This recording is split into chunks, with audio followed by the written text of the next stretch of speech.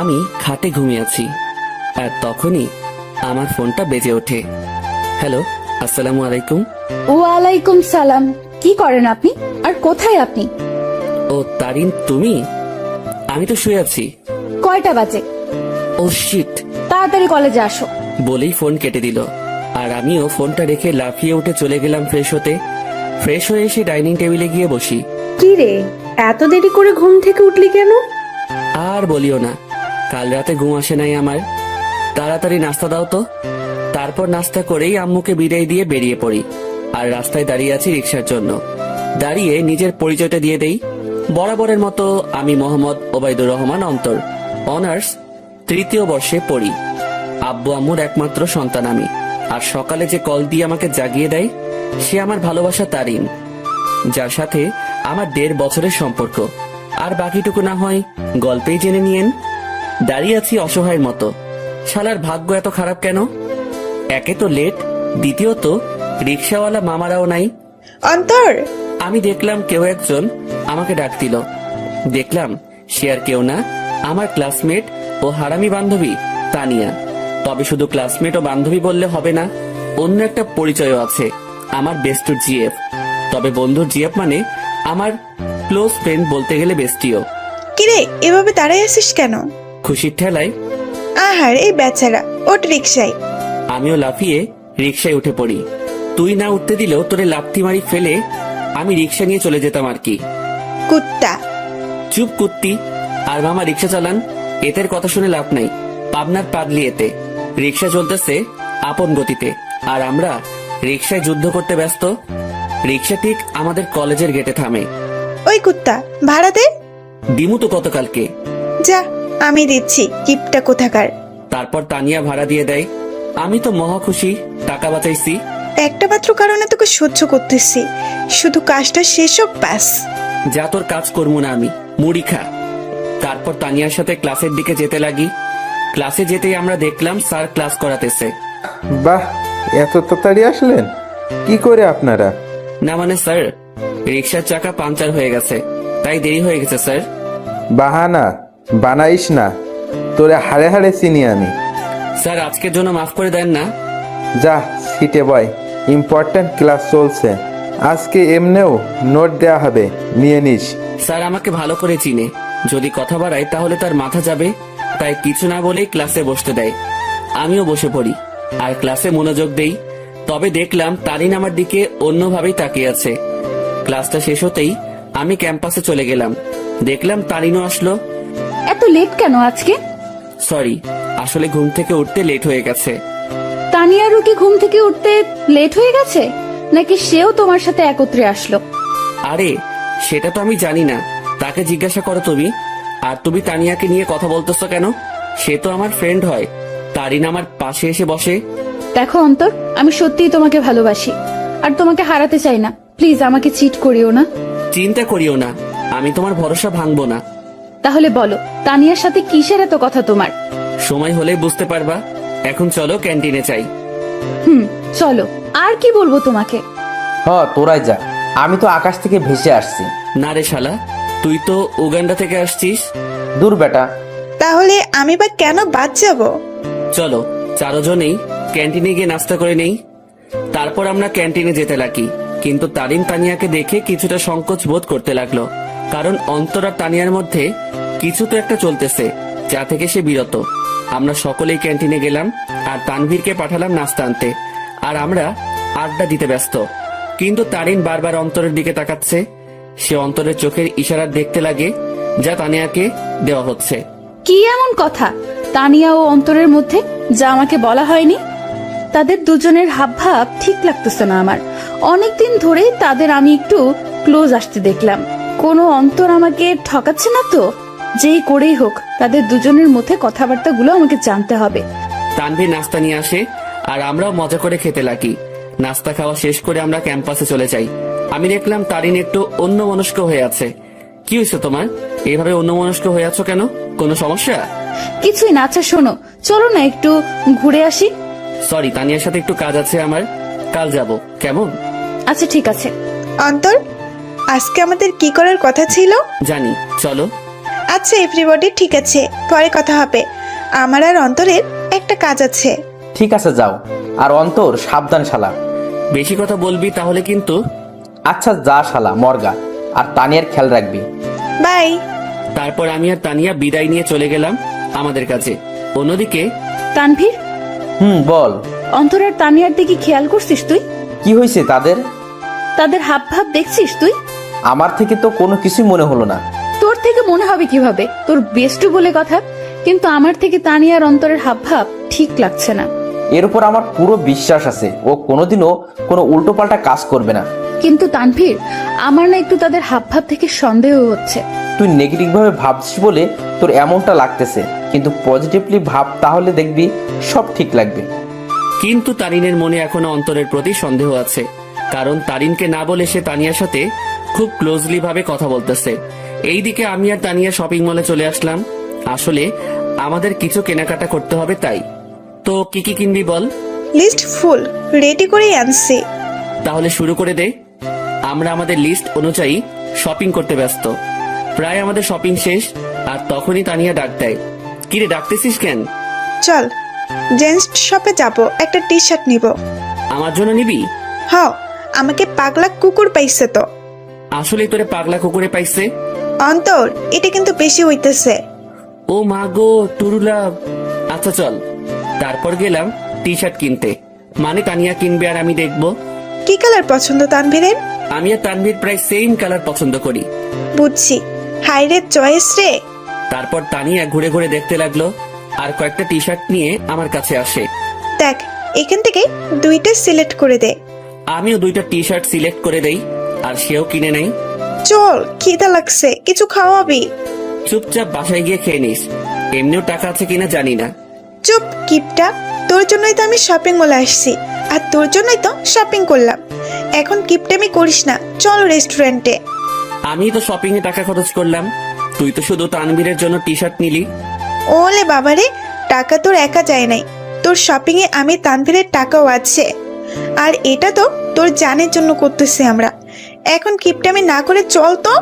বাবা গো, চল বুঝছি, 1 টাকাও বাসায় নিতে দিবি না। তারপর আমরা রেস্টুরেন্টে গেলাম। সেখানে গিয়ে আমরা বসে পড়লাম, আর তখনই তানভীর ফোন দেয়। হ্যালো, কে? শপিং হয়েছে মামা, নাকি আরো বাকি আছে? শপিং শেষ, শুধু লাস্ট জিনিসটা আনলেই সব কমপ্লিট। সেটা আমি আনবো তো সময় মতো, তুই চিন্তা করিস না। আচ্ছা, তারিন কি চলে গেছে? তবে মামা, তোকে আর তানিয়াকে সন্দেহের নজরে দেখতেছে, বলতেছে তোর আর তানিয়ার মধ্যে নাকি কিছু চলতেছে। হ, তাও তার জন্যই। তো কি করিস? আমি কি করবো? যা করার তোর তানিয়া করতেছে, আমারে লুটতেছে রে মামা। আজ যদি তানিয়ার সাথে ব্রেকআপ করতি, তাহলে এই দিন দেখতে হতো না আমার। সমস্যা নাই, তানভীর যদি আমাকে ছেড়ে দেয়, আমিও তোর গলায় পড়বো আর কি। যা লুট হ। আচ্ছা, খাওয়া দাওয়া করে নিয়ে জিনিস সহ তানিয়াকে বাড়ি দিয়ে আসিস। ভাই, তুই এসে নিয়ে যা না। সাথে সাথে তানিয়া আমার থেকে ফোন কেড়ে নিল, আর শুরু করে দিল তাদের প্রেমালাপ। আর আমি বেচারা আমারটার জন্য মরতেছি। তানিয়া তানভীরের কথা শেষ, আর আমাদেরও খাবার চলে আসে। অন্যদিকে তারিন ও তার কিছু বান্ধবীদের নিয়ে একই রেস্টুরেন্টে আসে, যেখানে অন্তর ও তানিয়া উপস্থিত। তারিন, দেখ তো, এটা অন্তর ভাইয়া না? তারিন অন্তরকে তানিয়ার সাথে দেখে প্রায় অবাক হয়ে গেল। তারিন দেখতে লাগলো তানিয়া আর অন্তর হেসে হেসে কথা বলতেছে আর খাবার খাচ্ছে। তারিন তার মোবাইলটা বের করে অন্তরকে কল দেওয়ার জন্য। এইদিকে আমি জানি না প্ল্যান সাকসেস হবে কিনা, তবে আমি আমার কলেজাটাকে খুশি রাখতে চাই। আমরা তো সেটাই চেষ্টা করতেছি অন্তর, তুই চিন্তা করিস না। হঠাৎই আমার কলটা বেজে ওঠে, আর দেখলাম তারিন কল দিছে। আমিও রিসিভ করলাম। হ্যালো। কোথায় তুমি? আমি তো বাসায়। কেন? ও, কি করো তুমি? এই তো আছি। আর কি, মোবাইল নিয়ে। তুমি কি করো? আমিও মোবাইল নিয়ে ব্যস্ত। আচ্ছা, পরে কথা বলি, কেউ রুমের দিকে আসতেছে। Okay bye. তারপর কেটে দিল। কি বলিস সে? আমি কোথায় কি করি এইসব? বাদ দে, তাড়াতাড়ি খাবার খেয়ে নে। অন্যদিকে তারিন অন্তরের মিথ্যা কথা শুনে মুখ চেপে কান্না করতে করতে বেরিয়ে যায়, সাথে তার বান্ধবীরাও। ও কেন আমার সাথে এত বড় প্রতারণা করলো? যদি আমাকে ভালো না বেসে থাকে, তাহলে কেন আমার ফিলিংস নিয়ে এইভাবে খেলা করলো সে? আমি কি ওকে ভালোবাসি নাই? নাকি আমার ভালোবাসায় কমতি ছিল? না, এর জবাব ওকে দিতেই হবে। তারিন কোনো মতে তার চোখের পানি ধরে রেখে বাড়ি চলে যায়। এইদিকে, ম্যাডাম চলেন, আজকে এমনিও অনেক কাজ আছে আমাদের। তারপর বিল মিটিয়ে তানিয়াদের বাড়ির দিকে চলে যাই। তবে তানিয়াদের পুরনো বাড়িতে যাই আমরা। তানিয়াদের পুরনো বাড়িতে আসার আগেই তানবীরকে কল দিয়ে আসতে বলে দেই, আর সে এখন উপস্থিত। সব নেওয়া হয়েছে তোর? হয়েছে, জাস্ট লাস্ট জিনিসটাই বাকি। মামা, তারিন কিন্তু তোর উপর সন্দেহ করতেছে। সে মনে করতেছে আমার কলিজার লগে তোর চলতেছে। আমাকে কি পাগলে পাইছে? এই সেমির সাথে আমার চলবো? ভাই রে ভাই, কি জিনিস রে এটা? আমার লুটি ফেললো। ভাই, একটু দেখে শুনে রিলেশন করতে পারিস না? ওই সাবধান। ঝগড়াঝাড়ি বাদ দে, আর এইগুলো আমাদের দিয়ে বাড়ি যা, আমরা কাজ শুরু করে দিব। ওকে, নে এইগুলো, আমি গেলাম। তারপর তাদের জিনিসপত্রগুলো দিয়ে আমিও বাড়ি চলে গেলাম। কই ছিলি তুই? আসিলাম আর কি, মেসেজ দিছিলাম না, দেখো নাই? দেখছি। যা রুমে, আমি তোর জন্য চা আনতেছি। এই না হলে আমার আম্মু আমার কতই না খেয়াল রাখে, আমাকে কতই না ভালোবাসে। হাওয়া দাওয়া বন্ধ কর। আমিও রুমে চলে গেলাম, আর একটু ফ্রেশ হয়ে সেই খাটে লেটিয়ে পড়ি। আর আজকের পার্টির জন্য উত্তেজিত। আসলে প্রায় এক সপ্তাহ আগ থেকে আজকের দিনের জন্য প্ল্যান করতেছি আমি, তানবীর ও তানিয়া। কারণ আজ আমার কলিজাটার জন্মদিন, তাই চিন্তা করলাম ওর জন্য সারপ্রাইজ বার্থডে পার্টি অ্যারেঞ্জ করে তারিনকে সারপ্রাইজ দিব আমি। আমি শিওর তারিন আজকে সেই লেভেলে চমকেও যাবে, ও খুশিও হবে।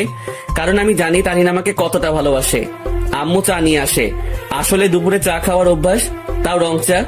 কি রে, আজকে তোর চেহারায় অন্য কিছুই দেখতে পাচ্ছি আমি। কি ঘটিয়ে আসলি আবার? দূর, কই কি ঘটাইছি আমি? সত্যি করে বল, কি ঘটিয়ে আসলি তুই? তোর চেহারায় আজ অন্য কিছুই বলতেছে আমাকে। ধুর আম্মু, বললাম তো কিছুই ঘটাই নাই। যাও, কথাই বলবো না। বলিস না, আমি গেলাম। তুই তোর রং চা শেষ কর। তারপর আম্মু চলে যায়, আর আমিও রং চা শেষ করলাম। আর আজকে কি কি হবে সেটা নিয়ে ভাবতে লাগলাম। অন্যদিকে তারিন বালিশে মুখ গুজে কান্না করতে ব্যস্ত, কারণ সে অন্তরকে তানিয়ার সাথে রেস্টুরেন্টে দেখলো। আর যখন সে অন্তরকে কল দেয় ও জিজ্ঞাসা করে, তখন অন্তর তাকে মিথ্যা বলে। সে অন্তরের এইসব নিয়ে ভাবতে লাগে আর চোখের পানি ফেলতে লাগে। সন্ধ্যাবেলা আমিও রেডি হয়ে নিলাম, দেখলাম তানিয়া কল দিছে। হ্যাঁ বল। কই তুই আসবি না? আমি না আসলে আমার তারিনকে কেক কে খাওয়াবে, ও লাগাবে। আচ্ছা, তানবীর কি গেছে কেক আনতে? তুই তাড়াতাড়ি আয়। বলেই কল কেটে দিল। আমিও মোবাইল আর ওয়ালেট নিয়ে বাসা থেকে বেরিয়ে পড়লাম। আমি চলে গেলাম সেই জায়গায়, সেখানে আমাদের বার্থডে পার্টি হবে। আর সেটা হলো তানিয়াদের পুরনো বাড়ি। আসলে তানিয়ার পরিবার আমাদের চিনে, আর তানিয়া ও তানভীরের বিয়েও ঠিক হয়ে আছে। কারণ তানিয়া ও তানভীরের বাসায় তাদের সম্পর্ক মেনে নেয়। আমিও দরজার কাছে গিয়ে নক দেই। কিরে, আসছিস? আজকেই সেই মজা হবে। আমি তো আর ওয়েট করতে পারতেছি না। ভেতরে চল তো। আমিও ভিতরে চলে যাই। অন্যদিকে তারিনের বান্ধবী নিশু দেখে অন্তর ও তানিয়ার কথাবার্তা শুনে অবাক হয়ে যায়। এটা আমি কি শুনলাম? অন্তর ভাইয়া তানিয়া আপুর সাথে উনি এত নিচু মানুষ তা আমার জানা ছিল না। আমি এখনই তারিনকে বলবো এই সব। নিশু তার মোবাইল বের করে আর তারিনকে কল দেয়। হ্যালো তারিন, শোন, কথা আছে। বলো। তারপর নিশু যা যা শোনে সব বলে। যা শুনে তারিন এবার রেগে যায়। আই জানোয়ারের বাচ্চা, আমি এবার ছাড়বো না। আমি এর শেষ দেখেই ছাড়বো। তুই সেইখানেই থাক, আমি এক্ষুনি আসতেছি। তারপর কল কেটে দেয়। আর তারিনও রেগে ঘর থেকে বের হয় অন্তরকে সাহায্য করার জন্য।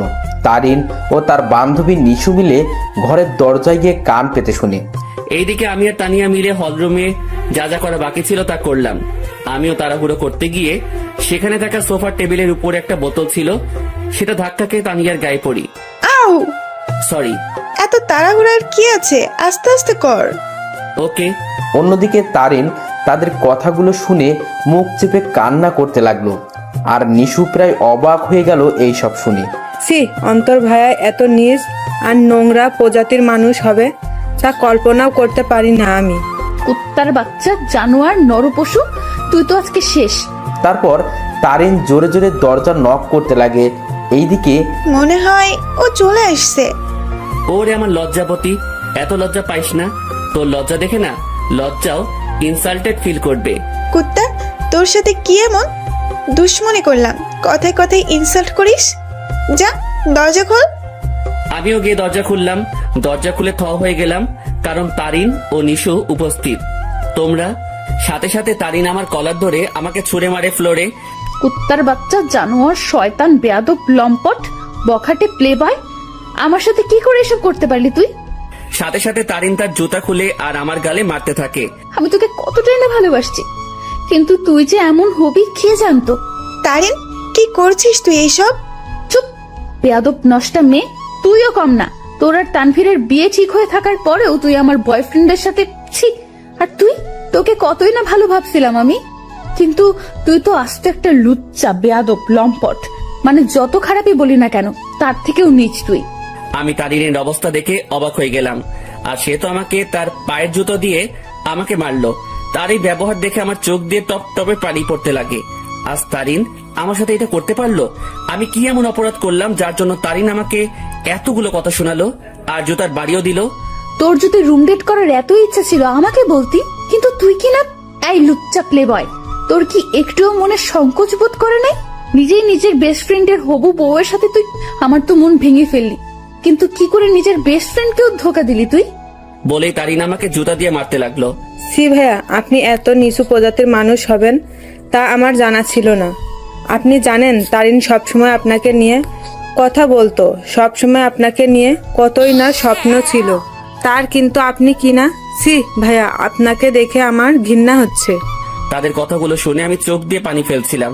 আজ তারিন আমাকে এইভাবে অপমান করলো। আমি তো কোনো অন্যায় করি নাই, তাহলে কি বলতেছে তারিন এইসব?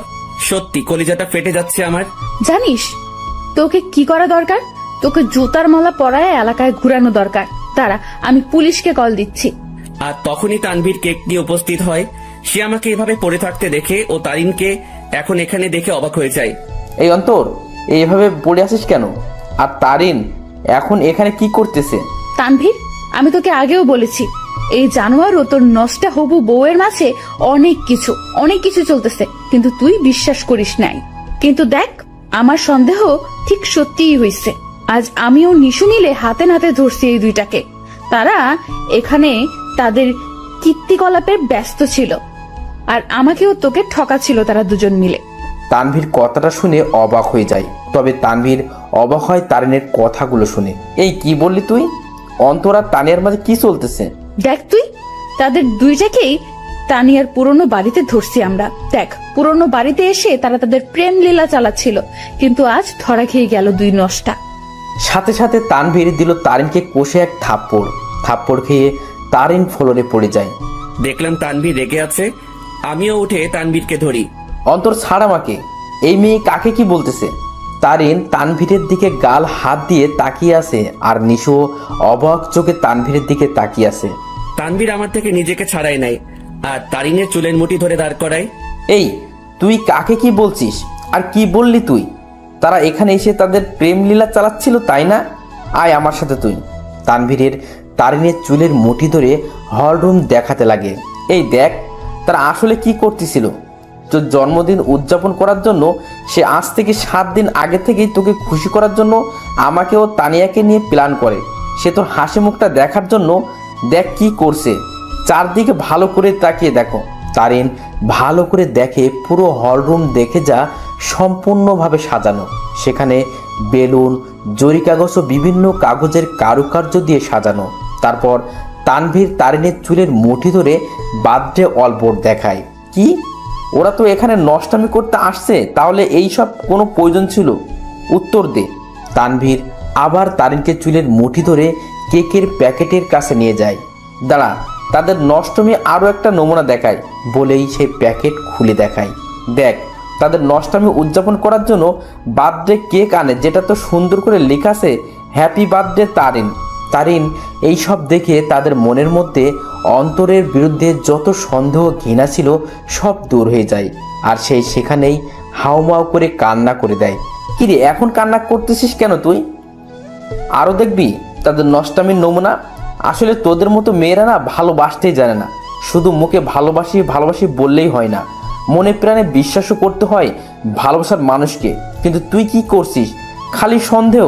হ্যাঁ, আমার বেস্টু খারাপ, কারণ সে তাকে খুশি করতে চেয়েছিল, আর আমি আমার সেই খারাপ বন্ধুকে নিয়ে গর্ব করি, কারণ সে মানুষকে ঠকায়নি কোনোদিনও। সে সব সময় সবাইকে হাসি খুশি দেখতে চায়, কিন্তু আড়ালে সে নিজেই কান্না করে যেত। কিন্তু যখন তুই তার জীবনে আসছিস, সে মনে করছিল সেও এখনো হাসি খুশি থাকবে, কিন্তু তুই আজকে তাকে সবচেয়ে বড় কষ্ট দিয়ে দিলি। হ্যাঁ, আমার বন্ধু জানোয়ার, কারণ সে তোকে হাসাতে চেয়েছিল, যার প্রতিদান আজ তুই দিয়ে দিলি। তানভীর, অন্তর কোথায়? নিশু, অন্তর কোথায়? নিশু চুপ হয়ে আছে। তানভীর সাথে সাথে বাইরে দৌড় দেয় অন্তরকে খোঁজার জন্য, কিন্তু অন্তরকে পায়নি সে। তারিন সেখানে কান্না করতে করতে বসে পড়ে। তারিন, ছি, তুই এত নিস মন মানসিকতার মেয়ে, তা আমার জানা ছিল না। কিভাবে তুই এ ভাবলি? অন্তর আমাকে বান্ধবী মানে তো ঠিকই, সাথে ও আমাকে মন থেকে সম্মানও দেয়। আর তুই কি না, অন্তর তোর জন্য কতই না কি করতে চাইছিল। সে চাইছে তোকে সারপ্রাইজ বার্থডে পার্টি দেবে, কিন্তু তুই তাকে কি দিলি? অনেক অপমান ও জুতার বাড়ি। কি করে পারলি তুই এসব ভাবতে? অন্তর তোকে কতটা ভালোবাসে তা আমি আর তানভীর ভালো করেই জানি, কিন্তু তুই ভালো যেহেতু বেসেছিস, তাহলে একটু ভালোবাসার মানুষকে বিশ্বাস করতে শেখ, সন্দেহ না। আমার মনে হয় না তুই অন্তরকে কোনো দিনও ভালোবেসেছিস, কিন্তু সে তোকে মনে প্রাণে ভালোবেসেই গেল। তানভীর বাইরে থেকে আসে। অন্তরকে পাইছো? না, তুমি একটু কষ্ট করে বাড়িতে খুঁজে দেখো তো। আর এই, তুই বের হ বাড়ি থেকে। তানভীর তারিনকে টেনে বাড়ি থেকে বের করে দেয়, সাথে নিশিও বেরিয়ে যায়। আর তানভীর ও তানিয়া মিলে পুরো বাড়ি খুঁজে দেখে, কিন্তু অন্তরকে খুঁজে পেল না। তারিন বাইরের রাস্তায় বসে বসে হাওমাও করে কান্না করতে লাগে। সে আজ তার সন্দেহের জন্য তার অতি প্রিয় একটা জিনিসের কাছে ঘৃণার পাত্র হয়ে গেল। কি করে আমার মাথায় এসব আসলো? কেন আমি অন্তরকে সন্দেহ করলাম? যে আমাকে বলেছিল আমাকে কোনোদিন ঠকাবে না, কিন্তু আমি তাকে বিশ্বাস না করে তাকে অনেক কথা শোনালাম, জুতার বাড়ি দিলাম। ছেলেটা তো আমাকে হাসি খুশি রাখতে চেয়েছিল, কিন্তু আমিই ওকে কাঁদিয়ে দিলাম। বলে সে আরো কান্নায় ভেঙে পড়ে। এইদিকে আমি মেইন রোডে চলে আসলাম। আজ আমাকে আমার ভালোবাসা ভালোই একটা শিক্ষা দিল, আর বুঝিয়ে দিল আমি তার মনে কোনোদিনও জায়গা করে নিতে পারলাম না।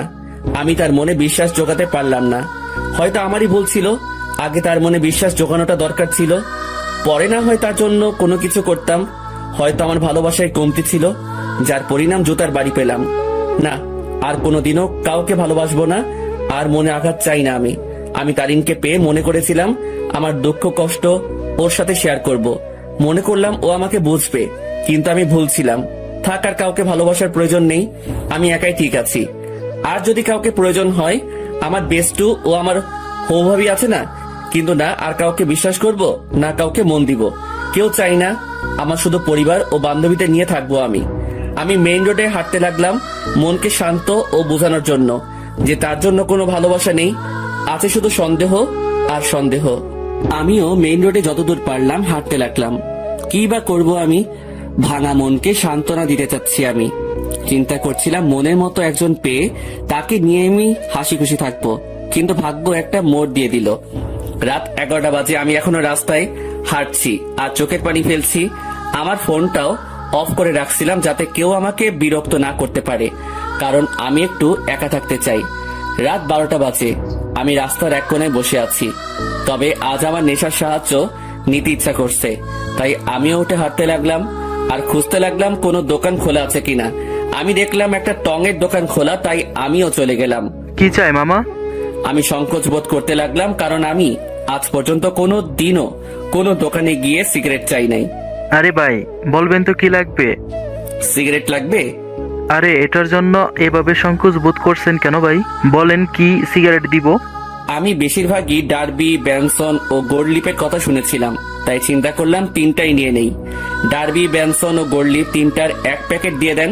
তারপর দোকানদার আমাকে দেয় আর আমিও টাকা দিয়ে দেই, সাথে একটা লাইটারও নিয়ে নিলাম। আমিও যেতে লাগি। ভাই একটা কথা বলবো? জি বলেন। ভাই আমি এই প্রথম দেখলাম কেউ একসাথে 3 ধরনের সিগারেট নিল। ভাই আপনারা কি গ্রুপ মিলে আড্ডা দিবেন নাকি? সেটা আপনি না জানলেও চলবে, আপনার কাজ সিগারেট বিক্রি করা, এই সকল প্রশ্ন করা না। বলেই চলে আসলাম সেখান থেকে। তারপর আমিও আবারও মেইন রোডে গিয়ে সিগারেট ধরালাম। হাতে সিগারেট খাবো কি খাবো না তা ভাবতে লাগলাম। পরে এইসব ভাবনা চিন্তা বাদ দিয়ে সোজা খাওয়া শুরু করে দিলাম। প্রথমে একটু কষ্ট লাগলেও পরে ঠিক লাগতে লাগলো।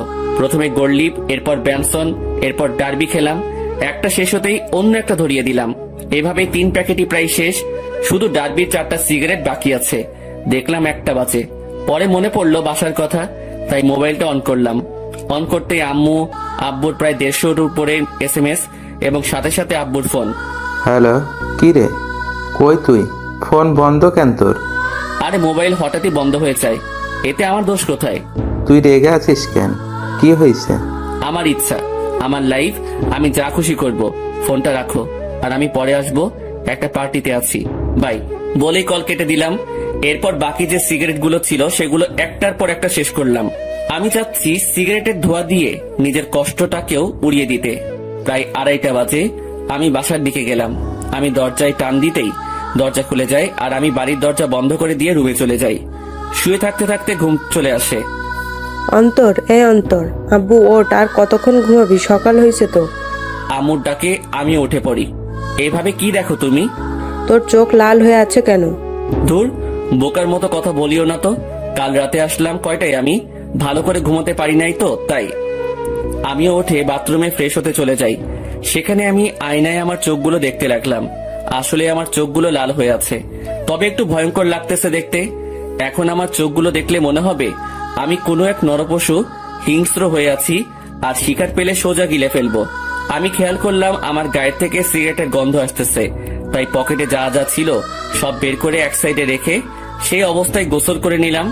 তারপর রুমে গিয়ে একটা টি শার্ট ও প্যান্ট নিয়ে আবার বাথরুমে চলে গেলাম আর চেঞ্জ করে নিলাম।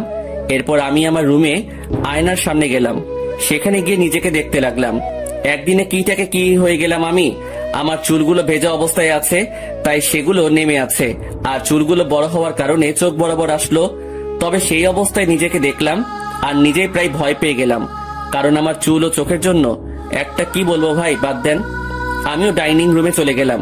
দেখলাম আব্বুও উপস্থিত। আমিও টেবিলে বসলাম। কি রে, কাল রাতে কই ছিলি? একটা ফ্রেন্ডের বাসায় বার্থডে পার্টিতে ছিলাম। আমাদের একটু বলে যাইতি, ভালো হইতো। আমাদেরকে চিন্তা হয় না তোর জন্য? সাথে সাথে টেবিলের উপর থেকে একটা গ্লাস নিয়ে ফ্লোরে আছাড় মেরে ভেঙে ফেলি। আমাকে পাইছোটা কি তোমরা? আমি কি মেয়ে নাকি যে আমাকে নিয়ে চিন্তা হয়? যদি এতই চিন্তা হয় তাহলে কেন বাইরের দুনিয়া দেখাইছো আমাকে?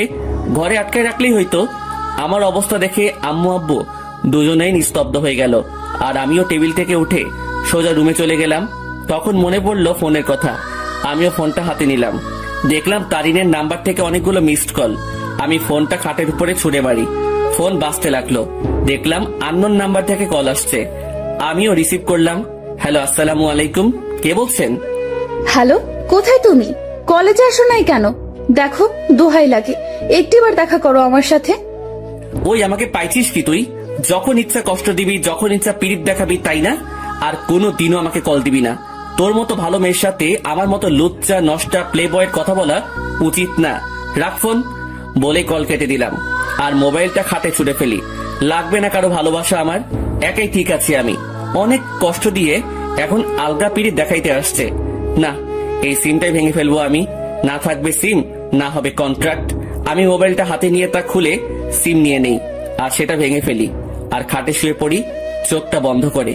হঠাৎই কেউ একজন আমার মাথায় হাত বুলিয়ে দিতে লাগে। আমিও চোখ খুলে দেখি আম্মু মাথায় হাত বুলিয়ে দিচ্ছে। কি রে আব্বু, কি হয়েছে তোর? একটু বলতো আমাকে। কিছু হয় নাই আমার। আচ্ছা, দেখি আমি নাস্তা খাইয়ে দিই। আচ্ছা দাও। তারপর দেখলাম আম্মু নাস্তা নিয়েই আমার রুমে আসে আর প্লেট নিয়ে আমাকে খাওয়াই দিতে লাগে। আচ্ছা শোন, তোর নানু কল দিছিল, এক কাজ কর, তুই কয়েকদিন সেখান থেকে ঘুরে আয় না। আচ্ছা ঠিক আছে, যাব। ঠিক আছে, আজই চলে যা, তাহলে ভালো হবে। ঠিক আছে।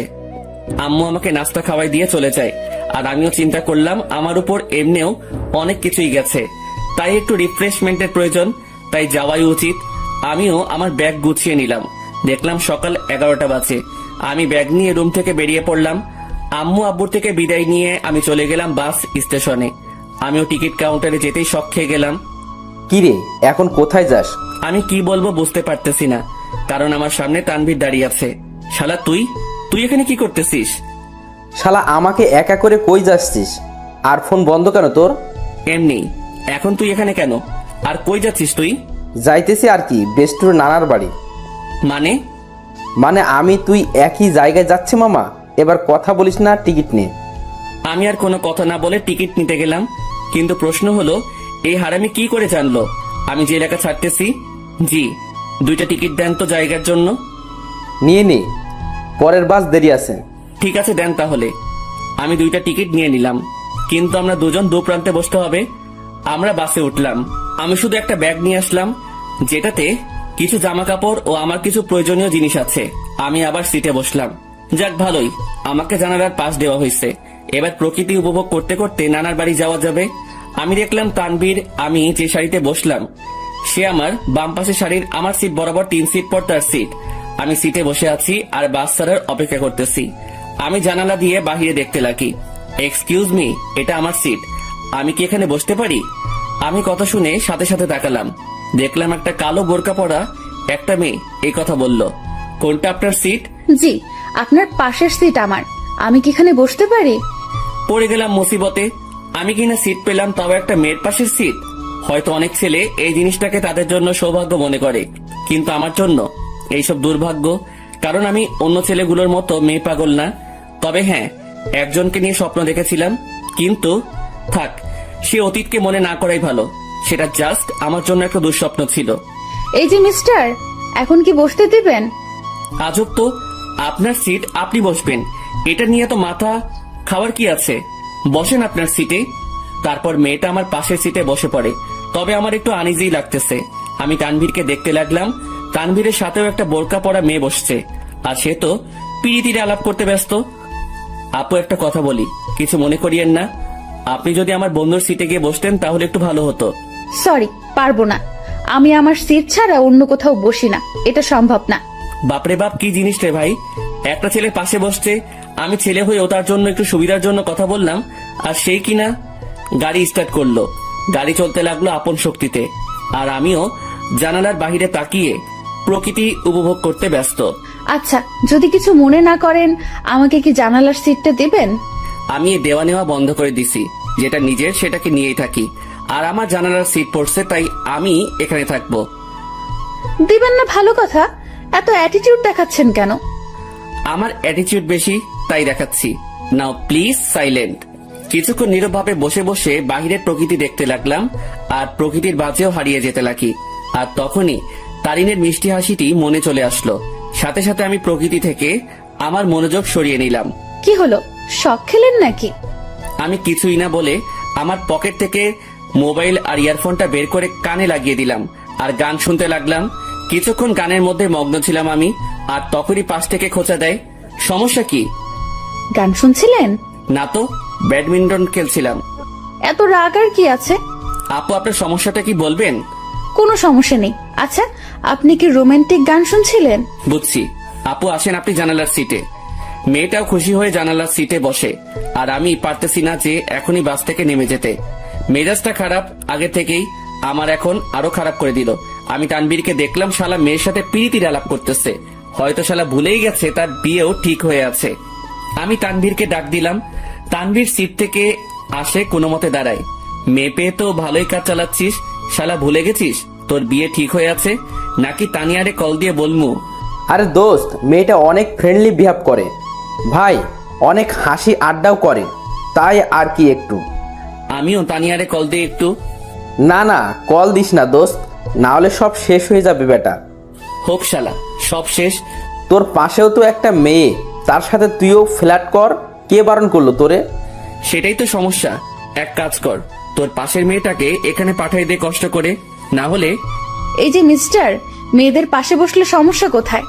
এলার্জি আছে আমার। এবার কথা বলিয়ে না, একদম চুপ থাকেন। আচ্ছা দোস্ত, আমি পাঠাচ্ছি।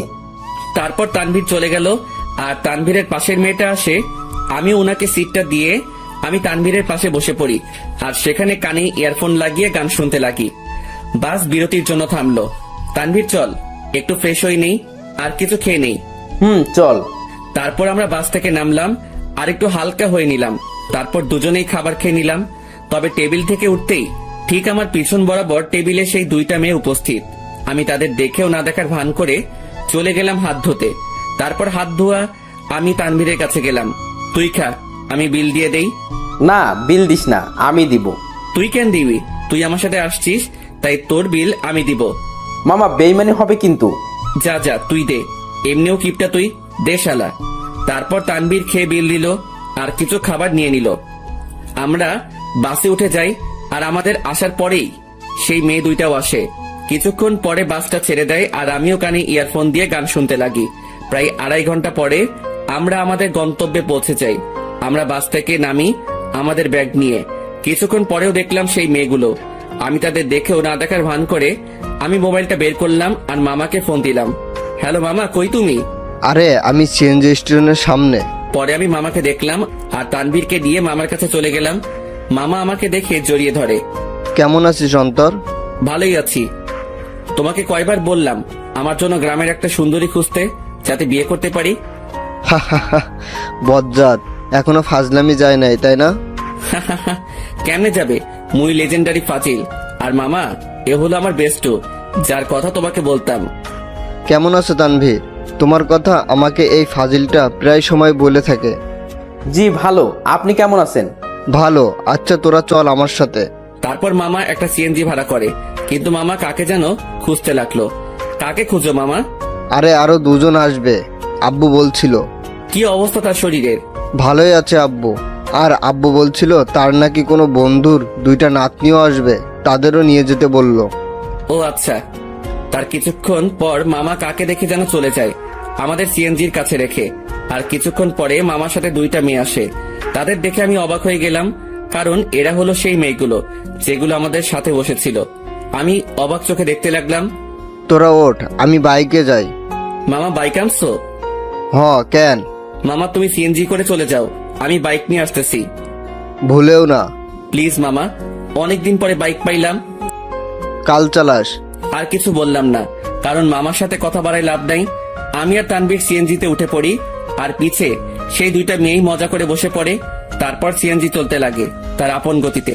আমিও গ্রামের পরিবেশ উপভোগ করতে করতে যেতে লাগি। মামা তার বাইক নিয়ে চলে যায়।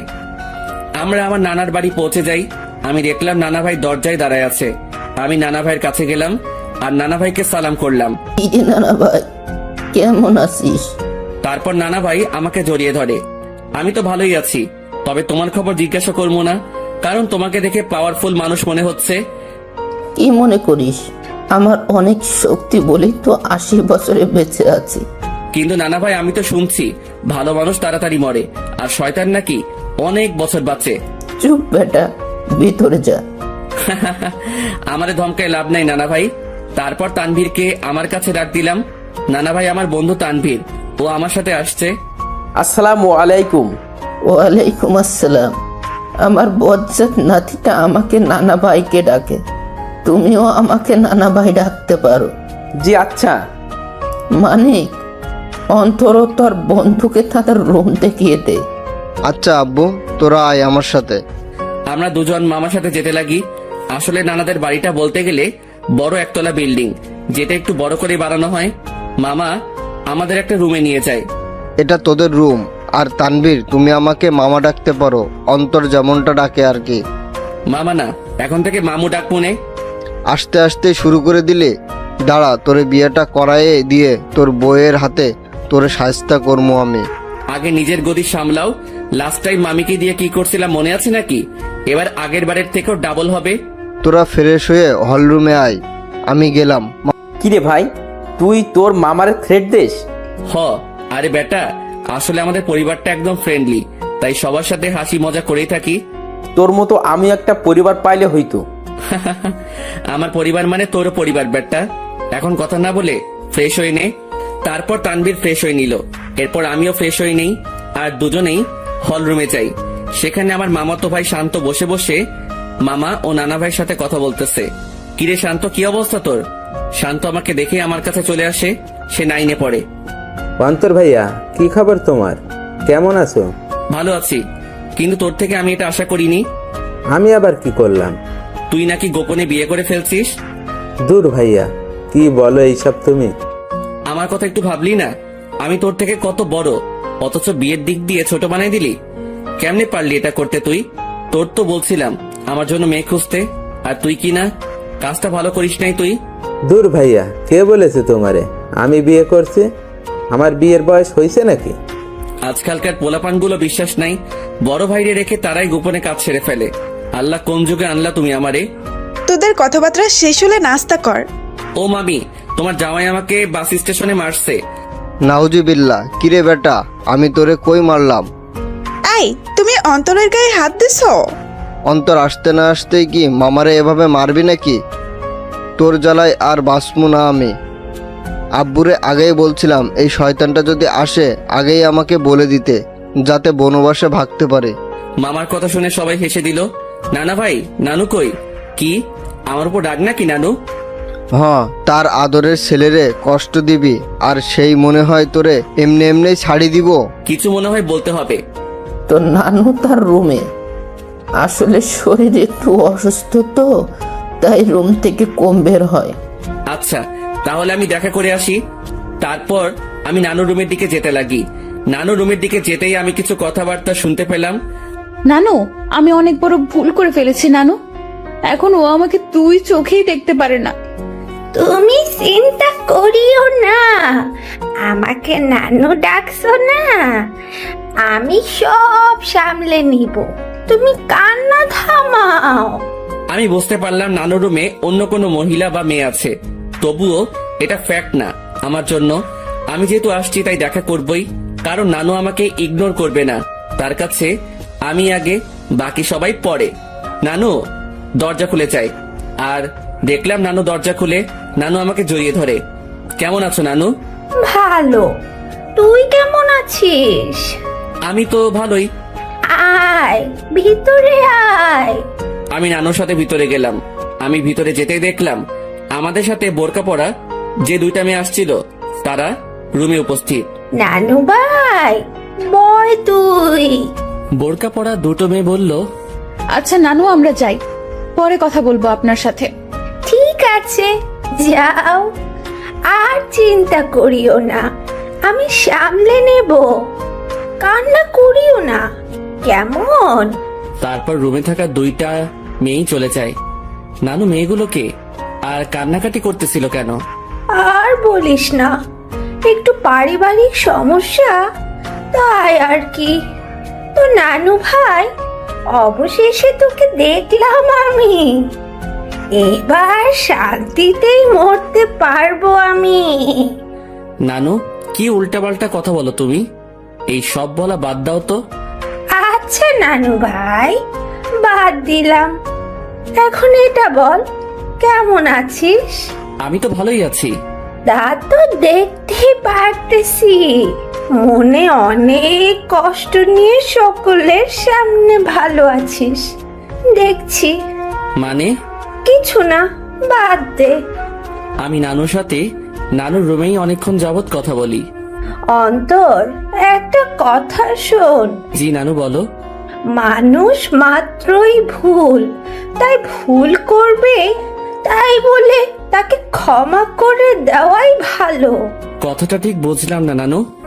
আচ্ছা থাক, যা, রাত হইছে, খাবার খেয়ে নে। তুমি খাবা না? খাবো তো, তবে তোর মামি, আমি আর বাসায় আরো দুজন মেহমান আসছে, তাদের সাথে খাবো আর কি। আচ্ছা ঠিক আছে। তারপর আমি নানুর রুম থেকে চলে যাই আর হল রুমে যাই। সেখানে দেখি নানা ভাই, মামা ও তানভীর কথা বলতেছে। ভালোই তো, বহুত ভালো আলাপ চলতেছে মনে হয়। আমাকে দেখেই তারা হতাশ হয়ে যায়, বুঝলাম না কেন। আজব তো, এইভাবে কি দেখো? আমি কি ভূত নাকি? ভূতের চেয়ে কম নাকি তুই? এই মামু, মেজাজ খারাপ কইরো না, না হলে কিন্তু। কি করবি তুই? গ্রামের একটা মাইয়ারে কিডন্যাপ করে বিয়ে করে চলে আসমো। আমার কথা শুনে সকলেই হাসতে লাগে, তবে আমিও উপর দিয়ে হাসতে লাগি, কিন্তু ভিতর দিয়ে থাক বাদ দেই এইসব। আমার জন্য কি অন্যদের হাসি ঠাট্টা বন্ধ করব নাকি? মামি আমাদের খাবারের জন্য ডাক দিল আর আমরাও চলে গেলাম খাবার খেতে। ভাই, শীতকাল, গায়ে আমার কোট আছে, তারপরেও একটু শীত লাগছে। রাতের খাবার খেয়ে নিলাম আমরা। আমিও চিন্তা করলাম রাতের বেলা একা একা হাঁটার। আমি আস্তে করে বাহিরের দিকে যেতে লাগি। কিরে, চোরের মতো কই যাস? যা শালা, ধরা খেয়ে গেলাম। না মানে একটু বাহিরে যাব মামা। অন্তর, বাইরে প্রচুর ঠান্ডা। অসুবিধা নাই, একটু যাই, চলে আসবো তো। ঠিক আছে, যা। তবে দরজা লাগিয়ে দিবি। তুই দরজার কাছে আসলে আমাকে একটা কল দিস, আর তানবীরকে নিবি। না মামা, তানবীর এমনিও জার্নি করে আসছে, ক্লান্ত সে, তাই তাকে না নেওয়াই ভালো। আমি মামার সাথে কথা বলেই বাহিরে চলে আসি আর পকেট থেকে মাস্কটা বের করে পরে নেই আর কোটটাও মাথায় দিয়ে দেই। আমি হাঁটতে লাগলাম আর হাঁটতে হাঁটতে একটা দোকানের কাছে চলে গেলাম। আর সেখানে যেতেই মাথায় আসলো সিগারেটের কথা, মুখে মাস্ক আর হুডি, আর সেই অবস্থায় দোকানে চলে গেলাম। আরেক প্যাকেট ডার্বি নিয়ে নেই, সাথে ম্যাচও। আমিও চলে যাই এক নির্জন জায়গায়, মানে বলতে গেলে পুকুর পাড়। সেখানে পাড়ে বসার জায়গা আছে আর আমিও সেখানে বসে পড়ি আর সিগারেট টানতে লাগি। সিগারেটের ধোঁয়ার আমি আমার কষ্টগুলোকে উড়িয়ে দিচ্ছি। একজনকে মনে প্রাণে খুব ভালোবাসছিলাম, যার প্রতিদান জুতার বাড়ি পাইছি। একেবারে ভালো মতেও শিক্ষা হয়েছে আমার, আর কোনো দিনও ভালোবাসার দিকে যাব না। একাই ঠিক আছি আমি, না কারো টেনশন, না কাউকে হারানোর ভয় আমার। আমি পুকুর পাড়ে বসে বসে 2টা সিগারেট খাইলাম।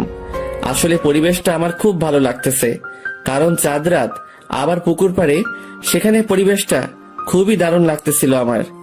কিছুক্ষণ সেখানে সময় কাটিয়ে আমি বাড়ি চলে গেলাম।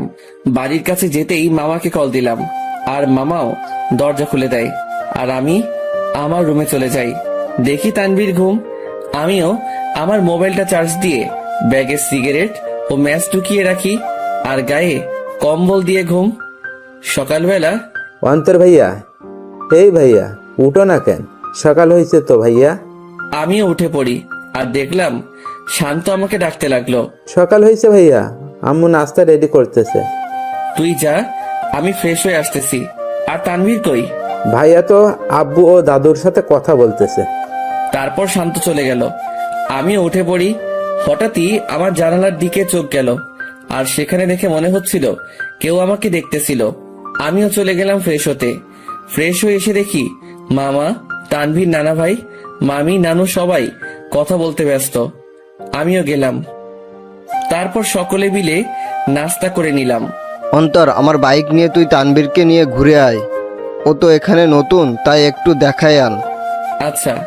তারপর মামার থেকে বাইকের চাবি নিলাম আর বাইক নিয়ে দুজনেই ঘুরে আসলাম। আমরা যে গ্রামে থাকি সেখানে প্রায় সব জায়গায় চাষ করার জন্য মাঠ ও পুকুর, কিন্তু দুঃখের কথা আমি সাঁতার পারি না, কারণ আমি জীবনের 100 ভাগের 80 ভাগই শহরেই কাটাইছি। বাকি 20 ভাগের মধ্যে 7 ভাগ বলতে পারেন ট্যুরে গিয়ে, আর বাকি অংশ শহরেই। তবুও গ্রামটা ভালো করে চিনি। যতদিন গ্রামে ছিলাম ততদিন মামার সাথে গিয়ে গ্রামে ঘুরতাম।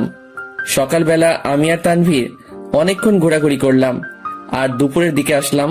বাইকটা রেখে বাড়িতে ঢুকলাম আর দেখলাম নানা ভাই, নানু, মামা, মামি ও সেই 2টা মেয়েও আছে আর তারা কথা বলতেছে। কিন্তু আজব ব্যাপার হলো, এরা বাড়িতেও হিজাব করে রাখছে। ঘোরা শেষ? মোটামুটি। আমি রুমে চলে যাই, কিন্তু বারবার সেই মেয়েগুলোর প্রতি কেন যে আকর্ষণ লাগতেছে কে জানে।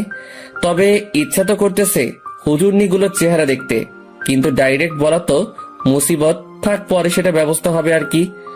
আমি রুমে গিয়ে ব্যাগ থেকে কিছু কাপড় বাহির করলাম আর চিন্তা করলাম গোসল করব, কিন্তু মনে পড়লো এখানে তো পানির হিটার নাই যে ডাইরেক্ট বাথরুমে যাবো, সুইচটা ক্লিক করবো আর গরম পানি পামো। পড়লাম আরেক মুসিবতে। কেমনটা লাগে, ধুর, মামিকে বলবো গরম পানি করে দিতে। আমি যখনই রুম থেকে বের হব তার আগেই মামি উপস্থিত উইথ গরম পানি। এই না হলে আমার মামি আমার কখন কি লাগে তা তুমিও আম্মুর মতোই জেনে যাও। আমিও তো তোর আরাক আম্মু, এখন যা গোসল করতে, আমি পানি দিয়ে গেলাম। থ্যাংক ইউ মামি, আই লাভ ইউ বলতাম, কিন্তু মামা শুনলে হার্ট অ্যাটাক করবো। যা ফাজিল। মামি চলে গেল আর আমিও মনের সুখে লুঙ্গি আর তোয়ালে নিয়ে চলে গেলাম গোসল করতে। গোসল শেষ করতেই আমিও রুমে আসলাম। লুঙ্গি পরা আছে, বলা যায় না কখন কোথায় খুলে যায়। জীবনে 2টা কখন কোথায় খুলবে তা কেউ বলতে পারে না। 1 হলো কপাল, 2 হলো লুঙ্গি। আমার মনে হলো কেউ আমাকে দেখতেছে। আমিও জানালার দিকে তাকালাম, কিন্তু কেউ নাই। ভাই, বলা যায় না কখন কে এসে দাঁড়ায় থাকে, তাই প্যান্ট আর টি শার্ট বাথরুমে চলে গেলাম আর সেখান থেকে চেঞ্জ করে আসলাম। আমি রুম থেকে বের হতেই এক হুজুরনি আমার সামনে এসে পড়ে। আমিও এড়িয়ে চলে যেতে লাগি। আর বাহিরে বাড়ির আঙিনায় রোদের মধ্যে দাঁড়ায় অনেক ঠান্ডা লাগতেছিল ভাই। বিশ্বাস করেন, শীতকালে শরীর ভিজা অবস্থায় কেউ গায়ে একটা ফু দেয় না, তা ব্রেকআপের চেয়ে কষ্টকর লাগে। তো আপনি এই বাড়ির লোক, তা আমাকে আগে বলতে পারলেন না? খালি খালি টেনশনে ছিলাম আমি। আমি পিছনে তাকালাম, কিন্তু চেহারা না দেখায় বুঝতে পারলাম না কে কোনটা, মানে কে কোন বোরকাওয়ালি। আমি কি জানতাম আপনি এখানে আসবেন? আজাইরা কথাবার্তা বলিয়েন না, এইসব আমি পছন্দ করি না। এত অ্যাটিটিউড ভালো না। আমি বুঝতে পারলাম এটা সেই বকবক রানী যেটা বাসে আমার মাথা খাইছে। আচ্ছা, এখানে মুখ ঢেকে রাখলেন সেটা বুঝলাম না। আসলে এটাই তো আমাদের বাড়ির নিয়ম। পরপুরুষের সামনে আমরা চেহারা দেখাই না, তবে স্বামীকে দেখানো যাবে, এই নিয়ম আছে। আচ্ছা, আপনি কি ম্যারিড? না, আপনি? আমি ম্যারিড। তো আপনার ওয়াইফকে না আনবেন? বন্ধুকে আনলেন কেন? ও ওর বাবার বাড়িতে গেছে। তবে একটা জিনিস আমি খেয়াল করলাম, মেয়েটা এমন ভাবে কথা বলতেছে মনে হয় সে আমার সম্পর্কে জানে, ও আমাকে চিনে। তাছাড়াও তার ভয়েসটা একটু একটু মাথা খাচ্ছে আমার। আচ্ছা, আপনি থাকেন কোথায়? সরি, বলা যাবে না। আচ্ছা, লাগবে না। আমি খেয়াল করলাম মেয়েটা আমার সাথে কথা বলতেছে তো ঠিকই, মানে তার কথার মধ্যে আমি অন্য একরকম কিছু পাচ্ছি। মামি আসে আর আমাদের খাবারের জন্য ডাক দেয়। আমিও চলে যাই। সেখানে দেখি মামা, তানভীর, নানা ভাই উপস্থিত ও তারা বসে বসে কথা বলতেছে। কিসের এত আলাপ তোমাদের? মনে হয় কোনো বড় ধরনের গন্ডগোল পাকানোর প্ল্যান চলতেছে তোমাদের। বিয়ের?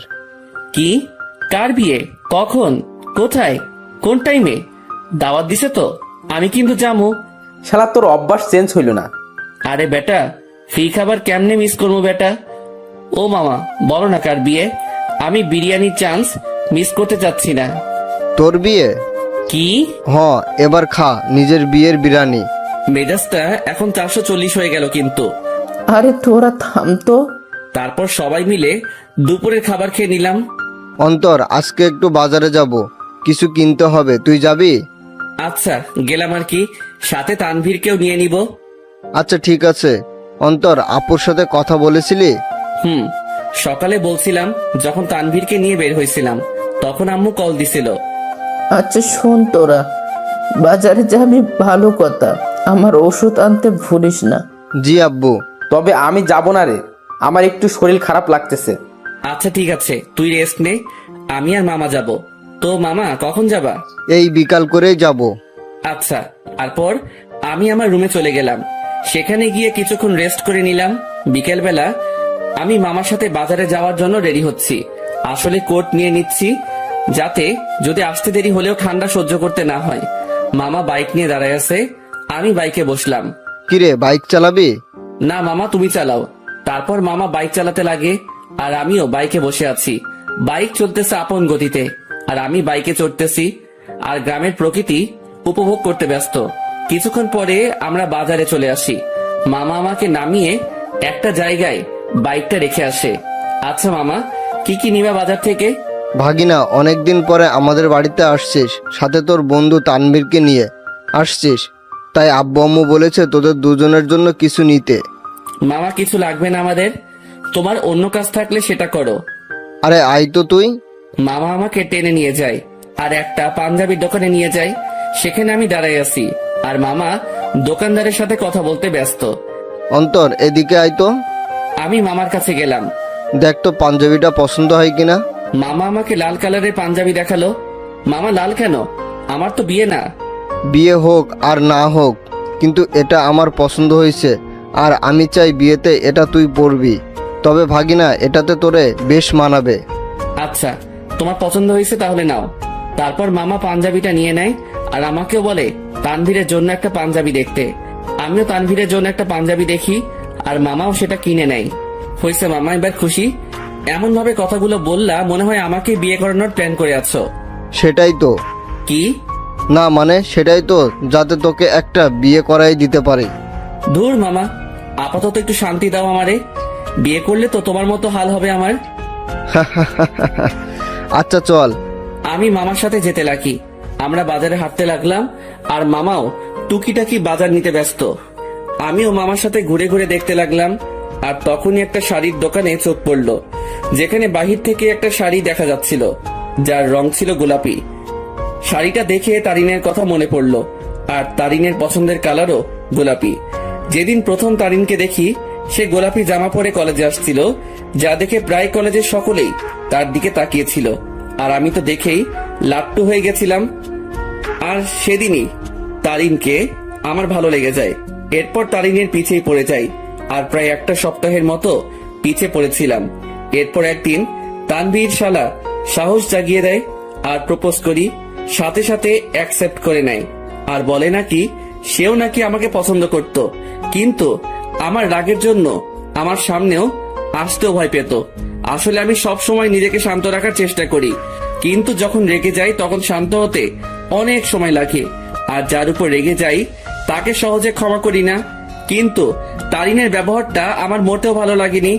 আসলে আমি বুঝতে পারলাম তার মধ্যে আমার জন্য কোনো ভালোবাসাই ছিল না, জাস্ট ভালো লাগাই ছিল, যেটাকে আমি ভালোবাসা ভেবে বসেছিলাম। আর সেটাই আমার বড় ভুল ছিল।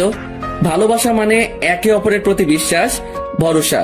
কিন্তু তারিনের জন্য আমি তানিয়ার সাথে মিলে তারিনের বার্থডে সেলিব্রেশন করার জন্য প্ল্যান করলাম। কিন্তু তারিন মনে করে বসেছিল আমার আর তানিয়ার মধ্যে কোনো কিছু চলতেছে। যদি তারিন আমাকে বিন্দু মাত্র বিশ্বাস করত, তাহলে সেটা কখনোই মাথায় আনত না।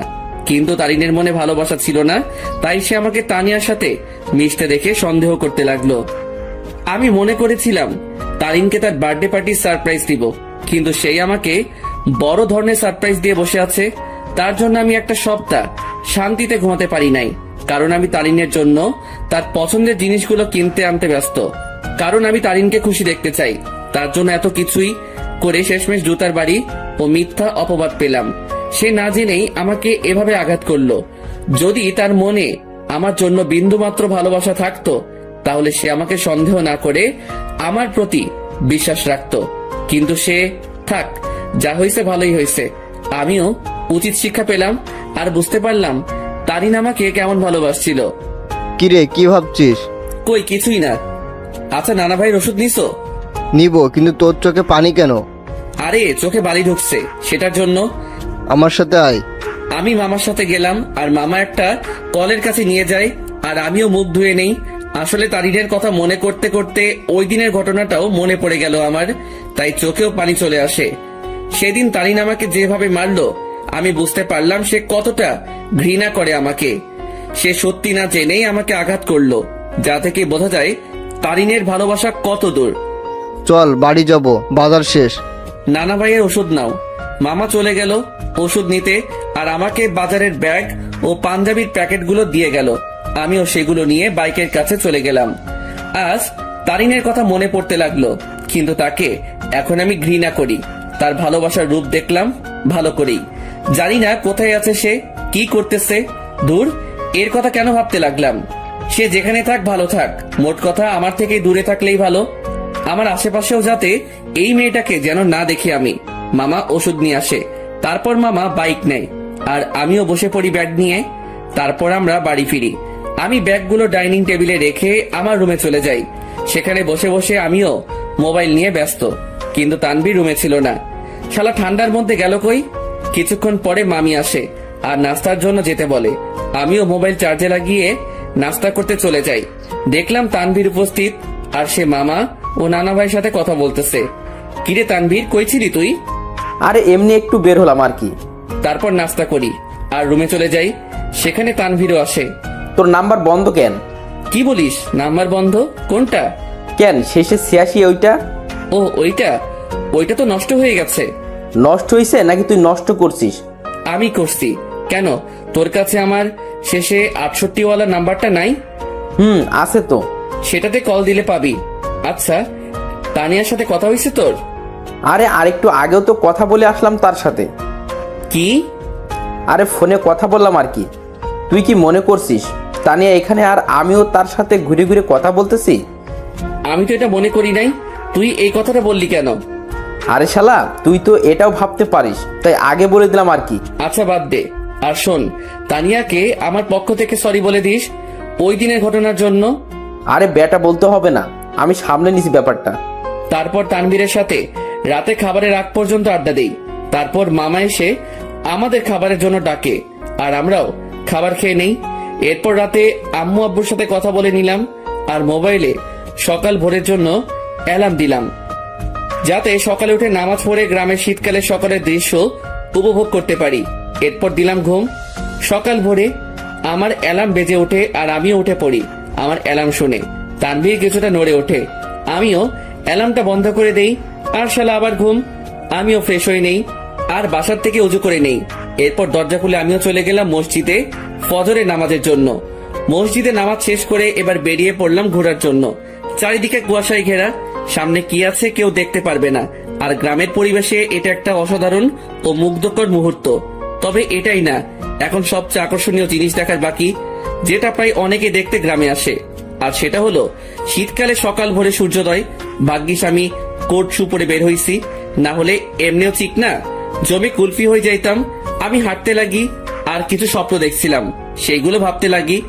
একদিন এক শীতের সকালে তাকে নিয়ে হাঁটবো, একটা চাদরকে দুজনে ভাগাভাগি করে নিয়ে পড়বো, একে অপরকে ধরে সেই কুয়াশা ভরা রাস্তায় একে অপরকে নিয়েই মগ্ন থেকে হেঁটে যাব।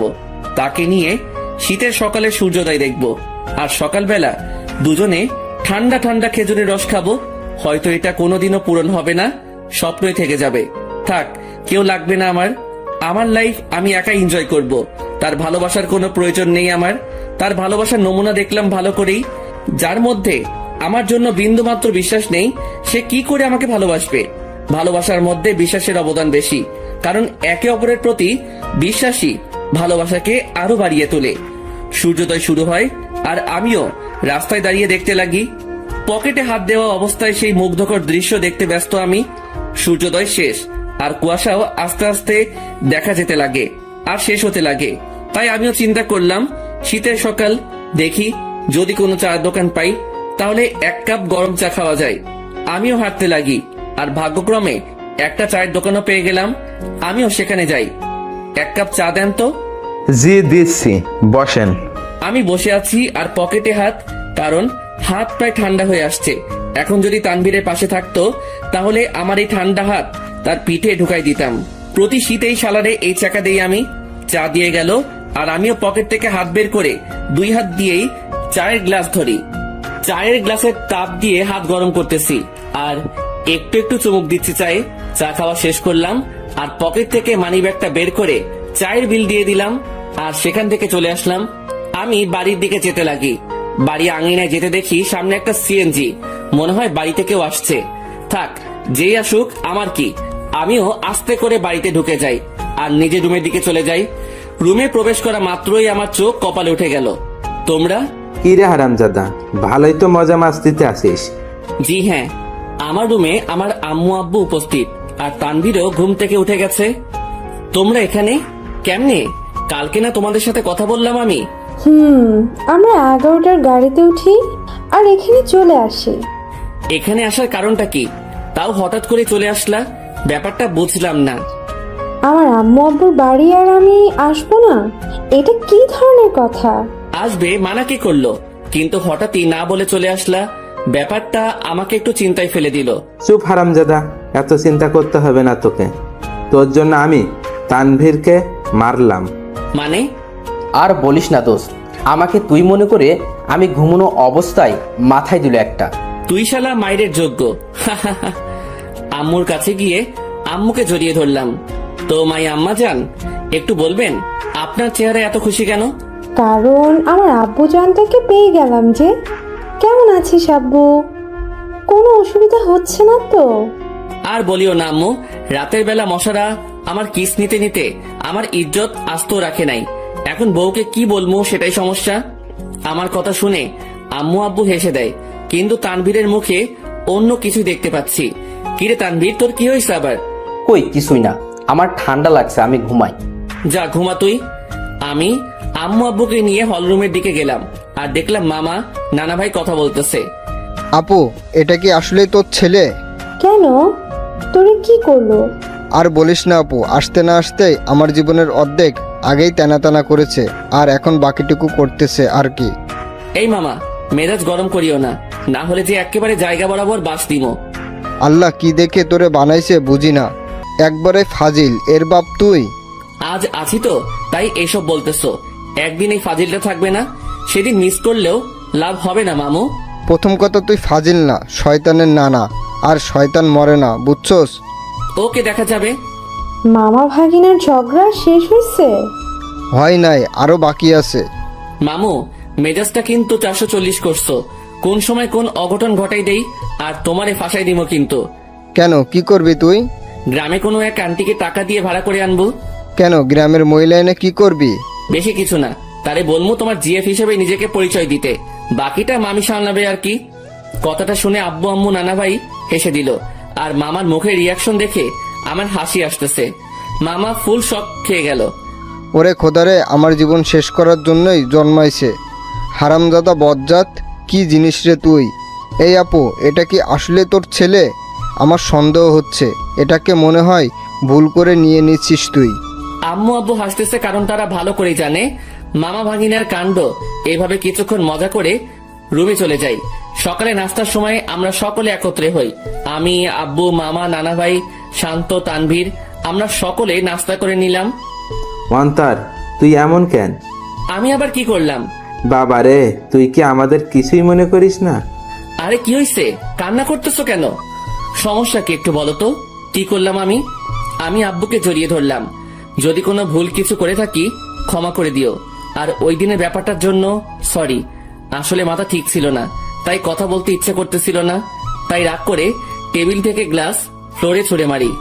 আব্বু আমাকে খুব শক্ত করে জড়িয়ে ধরে। আমি বুঝতে পারলাম আব্বুর মনে কিছু একটা চলতেছে, কিন্তু কি তা বুঝতে পারতেছি না। আচ্ছা আব্বু, চলো একটু ঘুরে আসি দুজন মিলে। চল। আমি আব্বুকে নিয়ে গ্রামে ঘুরতে গেলাম আর দুপুর পর্যন্ত ঘুরলাম। এরপর বাসায় আসলাম। অন্তর, তুই সত্যি কি ভালো আছিস? তোর মনে কোনো কষ্ট নেই তো? আমাকে দেখে কি মনে হয় তোমার আমি কষ্টে আছি? কষ্টে থাকলে কেউ তিরিং বিরিং করে ঘুরে বেড়ায় নাকি? মজা মাস্তি করে নাকি? আল্লাহর রহমতেই ভালো আছি আমি। তবে তোমার কেন মনে হচ্ছে আমি ভালো নেই? না, এমনি। আচ্ছা চল ভিতরে যাই। আমরা ভিতরে গেলাম। দুপুরে খাবার সময় আমরা সকলে মানে সকল ছেলে মানুষ একত্রে খাবার খেয়ে নিলাম। তারপর আর কি, অন্যান্য দিন যা করি সেটাই করে সন্ধ্যা পর্যন্ত পার করলাম। সন্ধ্যায় আমি মোবাইলটা চার্জে লাগিয়ে আসি নাস্তার জন্য। হল রুমে এসে দেখি সকলে কি নিয়ে আলোচনা করতে ব্যস্ত। আমিও গেলাম তাদের কাছে। আচ্ছা, আমি একটা জিনিস বুঝলাম না। আমি আর তানভীর যেদিন আসলাম সেদিন থেকেই তোমরা আমাকে ছাড়া বাকি সবাই আলোচনা সভা তৈরি করে আলোচনা করতে ব্যস্ত। এখন আজকে আব্বু আম্মু আসলো, আজকে আব্বুকে নিয়েও তোমরা শুরু করে দিলে। আসলে কি এমন আলোচনা করতেছো তোমরা? আমার কথাগুলো শুনে সবাই থমকে গেল। মনে হয় আমি তাদের কাছে তাদের জান চাইছি। কিছু না রে, এমনি আড্ডা চলতেছে আর কি। মামা, নানা ভাই তারা এতই ফ্রেন্ডলি যে তাদের সাথে আড্ডা দিতে হেব্বি মজা হয়। তুইও আয়। আমি তাদের কাছে গিয়ে আড্ডা দিতে ব্যস্ত, কিন্তু সকলের চেহারায় অন্য কিছু দেখতে পাচ্ছি আমি। তারা আমার থেকে কথা লুকাচ্ছে তা আমি শিওর, কিন্তু কি সেটা জানি না। তবে আমাকে জানতে হবে। সন্ধ্যায় সকলে নাস্তা করে নিলাম। আমি একটু বাইরে যাব। আচ্ছা যা, কিন্তু 9টার আগে বাসায় আসবে। আচ্ছা। তারপর আমি বাইরে গেলাম। কিছু দূর হাঁটতেই মনে পড়লো মোবাইলের কথা, যেটা আমি চার্জে দিয়ে আসছি। তাই আমিও আবার বাড়ির দিকে গেলাম। দরজা মুখোমুখি দেওয়া, আর আমি হলরুমে যেতেই দেখি সেখানে কেউ নেই। কিরে, আমি আসার আগ পর্যন্ত তো আব্বু, নানা ভাই, মামা, তানভীর এখানেই ছিল, তাহলে কই গেল? আমিও আমার রুমের দিকে যাই, আর চার্জ থেকে মোবাইলটা নিয়ে বেরিয়ে আসতেই নানুর রুম থেকে কথা বলার আওয়াজ পাই। আব্বু, আমি তানভীরের কাছ থেকেই সকল কথা শুনে তাকে তোমাদের কাছে পাঠালাম। শুধু তাই না, তারিনও আমাকে কল দিয়ে সত্যিটা বলে যে সে কি কি করছে অন্তরের সাথে। প্রথম আমারও রাগ উঠছিল, তারপর তারিন কান্নাকাটি করতে লাগে আর সে তার ভুল বুঝতে পারে। তোমাদেরও সবটুকু বললাম, অন্তরকে বুঝতে দিই নাই। আমরা তার কষ্ট সম্পর্কে অনেক আগেই জেনে গেছি। রেহেনা, মা শোন, আমাদের বুদ্ধিমতো অন্তরকে এখানে আনলাম আর আটকে রাখলাম। তাকে বুঝতেও দিই নাই যে আমরা এখানে তার বিয়ের ব্যবস্থা করছি। আমি কথাগুলো শুনে নিস্তব্ধ হয়ে গেলাম। খুব বড় ধরনের শখ খেলাম আমি। তার মানে আমাকে এই কারণে আম্মু নানার বাড়িতে পাঠাইছে। আমি কি বলবো বা করবো কিছুই বুঝতে পারলাম না। আমি মোবাইল নিয়ে আস্তে করে বাহিরে যাই আর নানুর রুমের জানালা খোলা, সেটা দিয়ে আমি কোনো মতে নিজেকে আড়াল করে বাইরে থেকে তাদের দেখতে ও কথাগুলো শুনতে লাগি। এখানে আম্মু তারিনের কথা বলল, কিন্তু এখানে তারিন কোথা থেকে আসবে? আর তখনই দুইটা মেয়েকে দেখলাম। মেয়েগুলো আর কেউ না, সেই মেয়ে যেগুলো আমাদের সাথে আমাদের বাড়িতে আসছে। তাদের চেহারায় এখনো পর্দা করা, তবে তারা তাদের পর্দা খুলতে লাগে। তাদের পর্দা খোলা শেষ, কিন্তু আমি তাদের পিছনের অংশটুকুই দেখতে লাগলাম। এরপর তারা দুজনেই ঘুরতেই সেই লেভেলে শক খেয়ে গেলাম আমি, কারণ আমি তাদের চেহারা দেখলাম। যে মেয়েটা আমার মাথা খাইছে সেটা আর কেউ না, তারিন। আর তার পাশের মেয়েটা হচ্ছে তানিয়া। কি ধোকা দিল রে দুইটাই! ভাইরে ভাই, কি জিনিস এরা! আমার আগেই সন্দেহ হয়েছিল এই দুইটার উপর, তবে চেহারা দেখার ইচ্ছা ছিল, কিন্তু দেখতে পারি নাই। আন্টি দেখুন, আপনার কথা মতো আমিও এই দুজনকেই নিয়ে আসি আমাদের সাথে, আর অন্তরকে বুঝতেও দিই নাই এই দুই বোরকাওয়ালি আর কেউ না, তানিয়া ও তারিন। কিন্তু আন্টি, আপনি হয়তো এই মেয়েটাকে মাফ করতে পারেন, কিন্তু আমি কোনোদিনও মাফ করব না। এই মেয়েটা আমার বন্ধুটার মনে গুরুতরভাবে আঘাত করেছে, আর আমি চাই না এই মেয়েটা অন্তরের জীবনে আর আসুক। কিন্তু আপনার কথা রাখার জন্য আমি একে আমাদের সাথে নিয়ে আসি। শালা তানভীরও আমার সাথে 2 নাম্বারই করলো। সে আমাকে গোপনে হলেও তো আমাকে বলতে পারতো, কিন্তু শালাও বেইমানি করলো। তানভীর প্লিজ, আল্লাহর দোহাই লাগে, আমাকে মাফ করে দাও। আমি সত্যিই অজান্তে এমনটা করছি। আমি অন্তরকে হারাইতে চাই না। প্লিজ আমার অন্তরকে ফিরিয়ে দাও। কথা দিচ্ছি আর এমন হবে না, কোনোদিনও না। এই, তুমি এভাবে কথা বলতেছো কেন? তারিন তো তার ভুল বুঝতে পারছে, তাহলে কেন ওকে কথা শোনাচ্ছ তুমি? তুমি কি ভুলে গেছো এই মেয়েটা কি অপবাদ দিয়েছিল তোমাকে ও অন্তরকে? আর ভুলে গেলেও কিভাবে অন্তরকে জুতার বাড়ি দিচ্ছে। এই মেয়ে ক্ষমার যোগ্য না।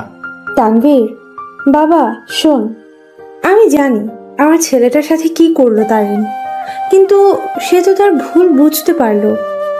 আর আমি আমার ছেলেকে চিনি ভালো করে, সে নিশ্চয়ই তারিনকে ক্ষমা করে দিবে। কিন্তু আন্টি, আমার মনে হয় না অন্তর এই মেয়েটাকে ক্ষমা করবে। আমি অন্তরকে ভালো করে চিনি, কারণ অন্তরের সাথে কেউ শত্রুতামি করলেও অন্তর ক্ষমা করে দিতে পারে, কিন্তু এই মেয়েটা অন্তরের মন ভাঙছে।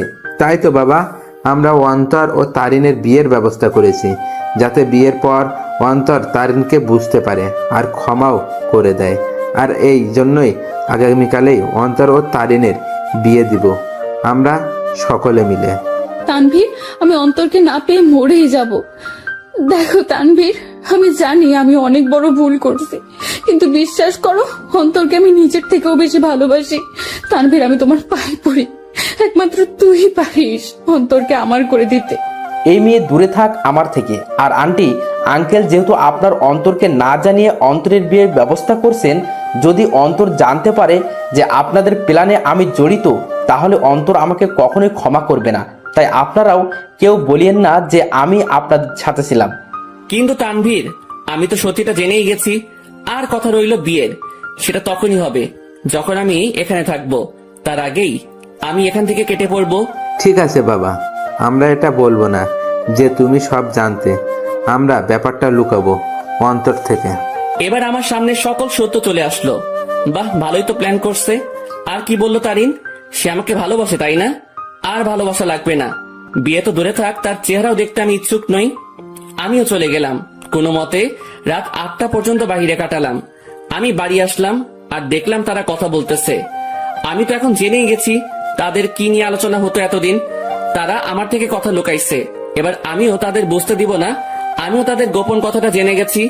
সকলে মিলে রাতের খাবারটা খেয়ে নিলাম, তবে আমি চুপচাপ ভাবে থাকি আর তাদের বুঝতে দেই না আমার মনে কি চলতেছে। আমি কারোর সাথে কোনো কথা না বলে চলে যাই রুমে। কিরে, কি করিস? কিছু না। কিরে, এভাবে চুপচাপ আসিস কেন? আমার ঘুম আসতেছে। Bye, good night. আমি কম্বলটা গায়ের উপর দিয়ে শুয়ে পড়ি। রাত প্রায় 12টা বাজে। তানভীর ঘুমায়, কিন্তু আমি ঘুমাইনি, কারণ আমি চলে যাব এখান থেকে, কাউকে বলেও যাব না। আমিও উঠে আমার ব্যাগ গুছিয়ে নিয়ে রেডি হয়ে আস্তে করে ব্যাগ নিয়ে রুম থেকে বেরিয়ে পড়ি আর আস্তে করে দরজা খুলে বাসার বাইরে চলে যাই। আমাদের বাড়ি থেকে বাস স্টেশন প্রায় হেঁটে গেলে 15 মিনিটের রাস্তা, আর আমিও ব্যাগ নিয়ে হাঁটতে লাগি। বাস স্টেশন প্রায় হেঁটে গেলে 15 মিনিটের রাস্তা, আর আমিও ব্যাগ নিয়ে হাঁটতে লাগি।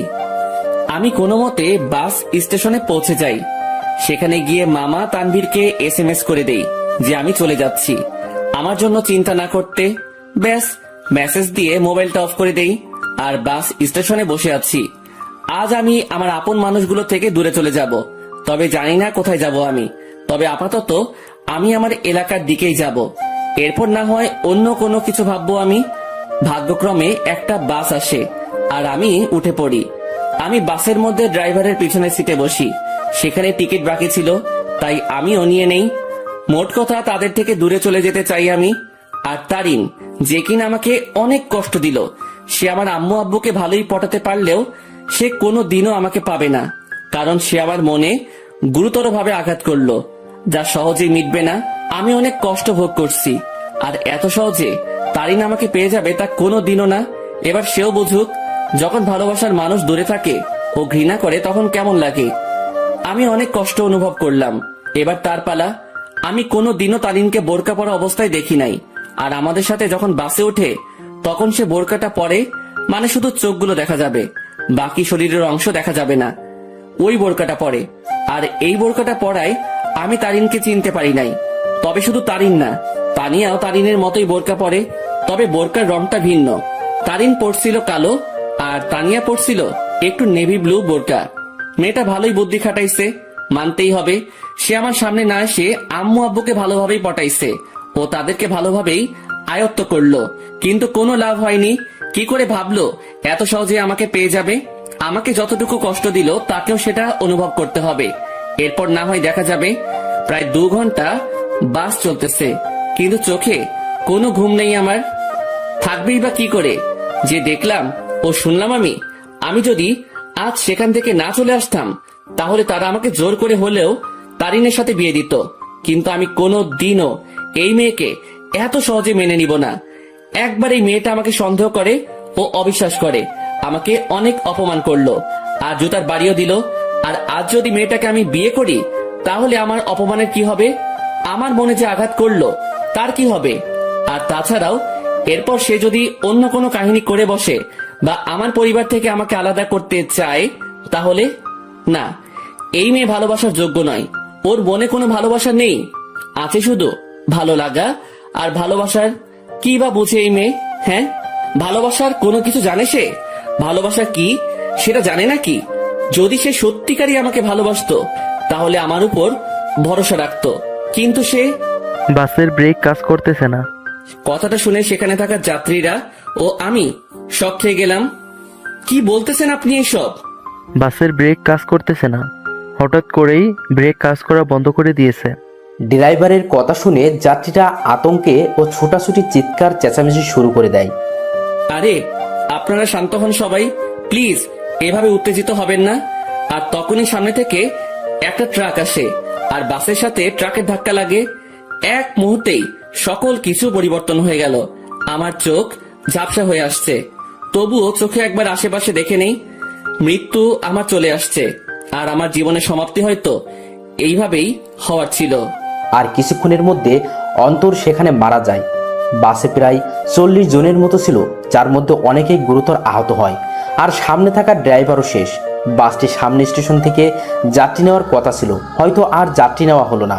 কিছুক্ষণ পরেই সেখানে উদ্ধারকর্মী ও অ্যাম্বুলেন্স আসে ও তাদের কাজ করতে ব্যস্ত। সকালবেলা তানভীরের মোবাইল বেজে ওঠে। হ্যালো। অপর পাশ থেকে কথা শুনে তানভীরের মোবাইল হাত থেকে পড়ে যায়। তানভীর পাগলের মতো ব্যবহার করতে শুরু করে। আর তানভীর অন্তরের মামাকে নিয়ে সেও সকাল সকাল বেরিয়ে পড়ে। তানভীর ও অন্তরের মামা জায়গা মতো চলে যায়। তাকে একজন পুলিশ ফোন দেয় আর ঠিকানাটাও দেয় আর বলে সেখানে চলে আসতে, আর তানভীরও সেখানে চলে যায়। তানভীর, কি হয়েছে? তুই এখানে আনলি কেন? তানভীর চুপ হয়ে আছে। জি, আপনার নাম কি তানভীর? জি। আসুন আমার সাথে।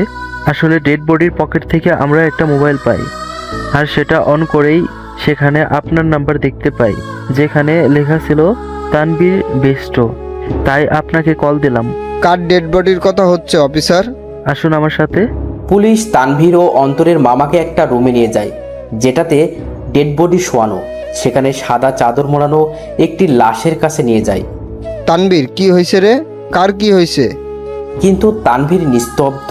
পুলিশ অফিসার সাথে সাথে সেই লাশের মুখ থেকে সাদা চাদরটা সরায়। সাথে সাথে অন্তরের মামা লাশ দেখে থমকে যায়, কারণ এটা তার ভাগ্নে অন্তরের ডেড বডি। এই তানবীর, এটা কে? দেখতে তো পুরাই আমাদের অন্তরের মতো লাগতেছে। তানবীরের সাথে সাথে সেই বডিটা ধরে চিৎকার করে কান্না করতে লাগে, কারণ আজ তার বন্ধু তার থেকে বহু দূরে চলে গেছে, যেখান থেকে আর কোনোদিনও ফিরবে না। এই অন্তর, এভাবে শুয়ে আছিস কেন? এই অন্তর, দেখ ভাই, এভাবে শুয়ে থাকিস না, কথা বল ভাই। এই তুই না আমাকে ভাই ডাকছিস, আর তুই না বলতি তুই আমার কথা শুনবি, তাহলে শালা এভাবে শুয়ে আছিস কেন? এই অন্তর। এই তুই কাকে অন্তর বলতেছিস তানবীর? আমাদের অন্তর তো বাসায়। আর তখনই অন্তরের মামার মোবাইলে কল আসে, আর দেখে তার বোন কল দিছে। কি রে ভাই, কই গেছিলি? আর তানভীর, অন্তর কই? অন্তরের মামা এই কথাটা শুনে থমকে যায়, কারণ বলল অন্তর ওর বাড়িতে নেই। সাথে সাথে কল কেটে দেয় আর স্ক্রিনের দিকে তাকায়। সেখানে অন্তরের একটা মেসেজ দেখে, সেও সেটা দেখতে লাগে। সেখানে লেখা ছিল, মামা, আমি তোমাদের মনের গোপনের তথ্যটা জেনে গেছি, কিন্তু তোমরা আমার মনের অবস্থা জানো না। আপাতত আমি এই সব থেকে নিজেকে বিরত রাখতে চাই, কিন্তু বাড়িতে থাকলে আমি শিওর তোমার আমাকে বিয়ে দিয়েই ছাড়বা, তাই বাধ্য হয়ে আমাকে চলে যাইতেই হইতেছে। ভালো থাকিও আব্বু আম্মু, নানা ভাই, নানু, তানভীর, শান্তা, মামি, আর তোমাদের বাসার সেই গেস্টগুলোর খেয়াল রাখিও, আর সাথে নিজেরও খেয়াল রাখিও, আর আমার জন্য দোয়া করিও। খোদা হাফেজ। তোমার জীবন তেনা তেনাকারী। অন্তর মেসেজটা দেখার সাথে সাথে সেও অন্তরের দেহটাকে ধরে কান্না করে দেয়। আপনারা একটা অ্যাম্বুলেন্স ভাড়া করে বাড়িতে নিয়ে যেতে পারেন। অন্তরের মামা একটা অ্যাম্বুলেন্স ভাড়া করে নেয়, আর সেখানে অন্তরের দেহটাকে নিয়ে রওনা হয় তাদের বাড়ির দিকে। তাদের বাড়িতে পৌঁছালো। অন্তরের মামাকে দেখে অন্তরের আম্মু সেখানে তার ভাইয়ের কাছে যায়। কি রে ভাই, কই গেছিলি? আর তানভীর, অন্তর কই? কিন্তু তার ভাই চুপ হয়ে আছে। কি রে ভাই, কথা বলিস না কেন? আর আজকে তারিনের পরিবার আসতেছে, তাদের থাকার ব্যবস্থা কর। কি রে, কথা বলিস না কেন তুই? তখনই খেয়াল করে একটা অ্যাম্বুলেন্স তাদের বাড়ির দিকে আসতেছে। কি রে ভাই, বাড়িতে অ্যাম্বুলেন্স? কার কি হয়েছে আবার? কিন্তু তার ভাই নিস্তব্ধ হয়ে আছে, মুখে কোনো কথা নেই। বলতে গেলে জিন্দা লাশ যে জীবিত আছে, কিন্তু কথাবার্তা নেই। সাথে সাথে অন্তরের মামা তার বোনকে জড়িয়ে ধরে কান্না করে দেয়। কি রে মিলন, এইভাবে কান্না করতেছিস কেন? কি হয়েছে রে ভাই? আর তখনই তিনি দেখে সেই অ্যাম্বুলেন্স তাদের আঙিনায় এসে থামে। অ্যাম্বুলেন্স থেকে তানভীর বের হয়। তাকে দেখে সেখানে থাকা অন্তরের আব্বু আম্মু থমকে যায়। এই তানভীর, তুই অ্যাম্বুলেন্স থেকে নামলি যে? আর অন্তর কই রে? সে কি তোমাদের সাথে গেছে নাকি তোরা সব বলে দিছিস তাকে? সাথে সাথে তানভীর তাকে জড়িয়ে ধরে কান্না করতে লাগে। কিরে তানভীর, কান্না করতেছিস কেন? আর অন্তর কই? তানভীর, কি রে বাবা, তুই আর মিলন মিলে এভাবে কান্না করতেছিস কেন? সেখানে থাকা একটা লোক মুখের থেকে চাদরটা সরায়। লাশের চেহারা দেখেই আঙিনায় উপস্থিত অন্তরের আম্মু, আব্বু, নানা ভাই, মামি সকলেই বড় ধরনের ঝটকা খেয়ে গেল। সাথে সাথে অন্তরের আব্বু আম্মু, নানা ভাই সেই লাশের কাছে গেল, আর তারা দেখলো তাদেরই অন্তরের সেই সাদা চাদর গায়ে মরিয়ে চোখ বন্ধ করে আছে। এই আব্বু, কি রে, তুই এভাবে শুয়ে আছিস কেন? কি রে, কি হয়েছে তোর? কথা বলিস না কেন? অন্তর, বাবা, কি রে, এভাবে এখানে শুয়ে আছিস কেন? কি হয়েছে তোর? কথা বলিস না কেন? এই তানভীর, আমাদের অন্তর কথা বলে না কেন? ওর কি হয়েছে? নাকি তোরা সব সত্যি বলে দিছিস বলে রাগ করে আছে আমাদের উপর? কি রে তানভীর, মিলন, কথা বলিস না কেন? অন্তর এইভাবে শুয়ে আছে কেন? কিন্তু তানভীর আর তাদের মিলন মামা কান্না করেই যাচ্ছে। কাল রাতে বাস অ্যাক্সিডেন্টে উনি মারা যান। কি যাতা বলতেছেন এগুলো? আমার ছেলে বাড়ি ছিল, ও কি করে নাকি ফাইজলামি করতেছে বেয়াদবটা? আমার রাগ উঠে গেছে, কিন্তু এইসব নিয়ে কি ফাইজলামি করিস অন্তর? এইসব কোনো মজা করার ব্যাপার? উঠ বলতেছি, না হলে কিন্তু একটা মারও মাটিতে পড়বে না। তারা অন্তরকে অনেকবার জাগানোর চেষ্টা করলো, কিন্তু অন্তর তো আর জাগবে না। সে চির নিদ্রায় চলে গেল, যেখান থেকে আর ফিরবে না কোনোদিনও। আব্বু, কথা বলিস না কেন তুই? একটুবার কথা বল বাবা। কি রে আব্বু, কথা বল না। সাথে সাথে অন্তরের বাবা মা দুজনই অন্তরের দেহটাকে জড়িয়ে ধরে কান্না করে দিল। তারিন আর তানিয়া বাড়ি থেকে বের হয়ে দেখে বাড়ির আঙিনায় অনেক মানুষ। কিরে, এখানে এত মানুষ? বিয়ে তো ঘরোয়া পরিবেশে হবে বললো, তাহলে এত মানুষ আর কান্নাকাটির আওয়াজ পাচ্ছি কেন? চল তো দেখি কি হয়েছে। তারপর তানিয়া ও তারিন সেখানে গেল। কিরে, আন্টি এভাবে কান্না করতেছে কেন? কি হয়েছে? আঙ্কেলও কান্না করতেছে। কি হয়েছে রে? তারিন অন্তরের আম্মুর কাছে যায়।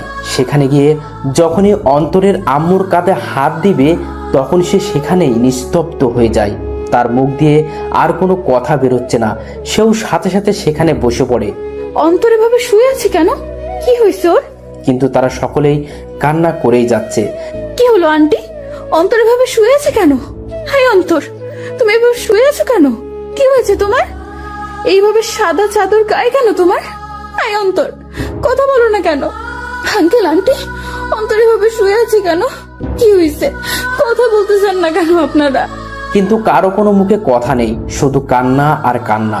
হাই কলিজা, এইভাবে শুয়ে আছো কেন? আমি জানি তুমি আমার উপর অনেক রাগ করে অভিমান করে বসে আছো, কিন্তু বিশ্বাস করো আমি সত্যি তোমাকে ভালোবাসি।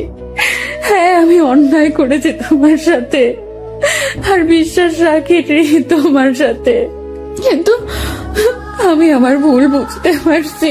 তাই একটিবার আমাকে সুযোগ দাও, আর কোনোদিন এমনটি করবো না। সত্যি বলতেছি তোমাকে। কি হলো, কথা বলো না কেন তুমি? হাই কলিজা, একটিবার কথা বলো না। আমি তোমার পায়ে ধরতেছি, আর একটিবার সুযোগ দাও আমাকে, দোয়াই লাগে তোমার। এইভাবে চোখ দেখো না প্লিজ। দেখো আমার কিন্তু ভয় লাগতেছে, আর তুমি এইভাবে চুপচাপ শুয়ে আছো কেন? কথা বলো না। দেখো এভাবে চুপচাপ দেখো না। আমার আর এমন ভুল আমি করবো না, সবসময় তোমার প্রতি বিশ্বাস রাখবো। হাই কলিজা, কথা বলো না কেন? কি হয়েছে তোমার? তারিন অন্তরের হাত ধরে উঠালো আর সাথে সাথে পড়ে যায়। আর তখনই তানিয়া এসে তারিনকে ধরে আর নিয়ে যেতে লাগে। এই তানিয়া, ছাড় আমাকে। আমার কলিজা কথা বলে না কেন? কি হয়েছে ওর? আমাকে ছাড় বলতেছি। তারিন, অন্তর আর কথা বলবে না রে। সে আর কোনো দিনও আমাদের সাথে কথা বলবে না, হাসি ঠাট্টাও করবে না। সে আমাদের একা করে দিল রে। রাগ তো আমার সাথে করলো, তাহলে তোরা একা কি করে হবি? আর দেখি, ছাড় আমাকে, আমি ওর কাছে যাব। ওইখানে শুয়ে আছে আমার উপর রাগ করে, আর আমার সাথে কথাও বলে নাই রাগ করে। দেখি, ছাড় আমাকে, আমি ওকে মানিয়ে নিব। দেখবি ও আমার সাথে কথা বলবে। ছাড় বলতেছি আমাকে। তারিন সেখানেই পাগলামো শুরু করে দেয়। সে কোনো মতেই বিশ্বাস করতে পারছে না তার অন্তর শুধু তাকেই না, সকলকে ছেড়ে চলে গেল ওপারে, যেখান থেকে আর কোনোদিনও ফিরবে না। তারিন পাগলামো করতে করতে জ্ঞান হারিয়ে ফেলে আর তাকে ঘরের ভিতরে নিয়ে যাওয়া হয়। দুপুরবেলা জানাজা পড়িয়ে অন্তরকে নিয়ে যেতে লাগে তার চিরস্থায়ী স্থানে। আজ এক আব্বুর কাঁধে তার ছেলের লাশ, এক বন্ধুর কাছে তার ভাইস্বরূপ বন্ধুটির লাশ হয়ে শুয়ে আছে, আর এক হতভাগা মামা যার সাথে হাসি মজা করে বেড়ানো ভাগ্নেটার লাশের খাট বহি করে নিয়ে যাচ্ছে তার চিরস্থায়ী স্থানে। অন্তরকে কবরে শোয়ানো হয়, তাকে মাটি দেওয়া হয়। আজ সেই কবরে দাফন হয়ে গেল কারো ছেলে, কারো ভাগ্নে, কারো প্রিয় বন্ধু আর কারো ভালোবাসা। সকলকেই সেখানে অন্তরের জন্য দোয়া করে চলে যায়। তবে সেখানে বসে বসে তিনজন হতভাগা মানসিক কান্নায় ভেঙে পড়ে বসে আছে। আজ অন্তরের মামা ভাবতে লাগে সেই দিনগুলো যখনই অন্তর তাকে জ্বালিয়ে বেড়াতো, কিন্তু আজ থেকে সেই মামাকে আর কেউ জ্বালাবে না। আজ এক বন্ধু তার সুখ দুঃখ ভাগ করা বন্ধুকে হারিয়ে ফেললো। আজ একজন বাবা তার শাসন করা ছেলেটাকে হারিয়ে বসে আছে। সব সময় অন্তরকে বকা দিয়ে বেড়াতো, কিন্তু আজ থেকে সেই বকাগুলো আর কাউকে দিতে পারবে না। অন্যদিকে তারিনের জ্ঞান ফিরে সে দেখে অন্তরের আম্মু কান্না করতেছে, আর তানিয়া তাকে সামলাতে সামলাতে কান্না করতে লাগলো। এই, তোমরা সকলে কান্না করতেছো কেন? আজকে না আমার আর অন্তরের বিয়ে, আর বিয়েতে তো মেয়েরা কান্না করে, তাহলে তোমরা ছেলের মা, ছেলের বান্ধবী হয়ে কান্না করতেছো কেন? আরে যাও, তাড়াতাড়ি আমাকে রেডি হতে হবে। এই তানিয়া, তাড়াতাড়ি আমাকে রেডি করে দে, কাজী সাহেব চলে আসবে যে কোনো সময়। আর অন্তর রেডি হইছে, দেখ না। আর শোন, তানভীরকে বল না অন্তরকে রেডি হওয়া অবস্থায় একটা ছবি দিতে, আমি একটু দেখবো আমার কলেজাটাকে। তানভীরকে বল না অন্তরের ছবি দিতে, আমাকে রেডি করে দে।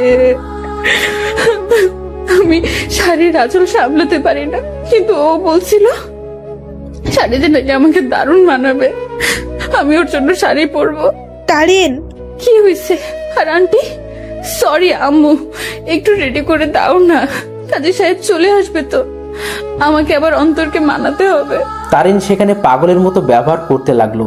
তারিনকে অনেকবার বোঝানোর চেষ্টা করা হলো অন্তর অনেক দূরে চলে গেছে, কিন্তু সে তা কোনো মতেই মানছে না।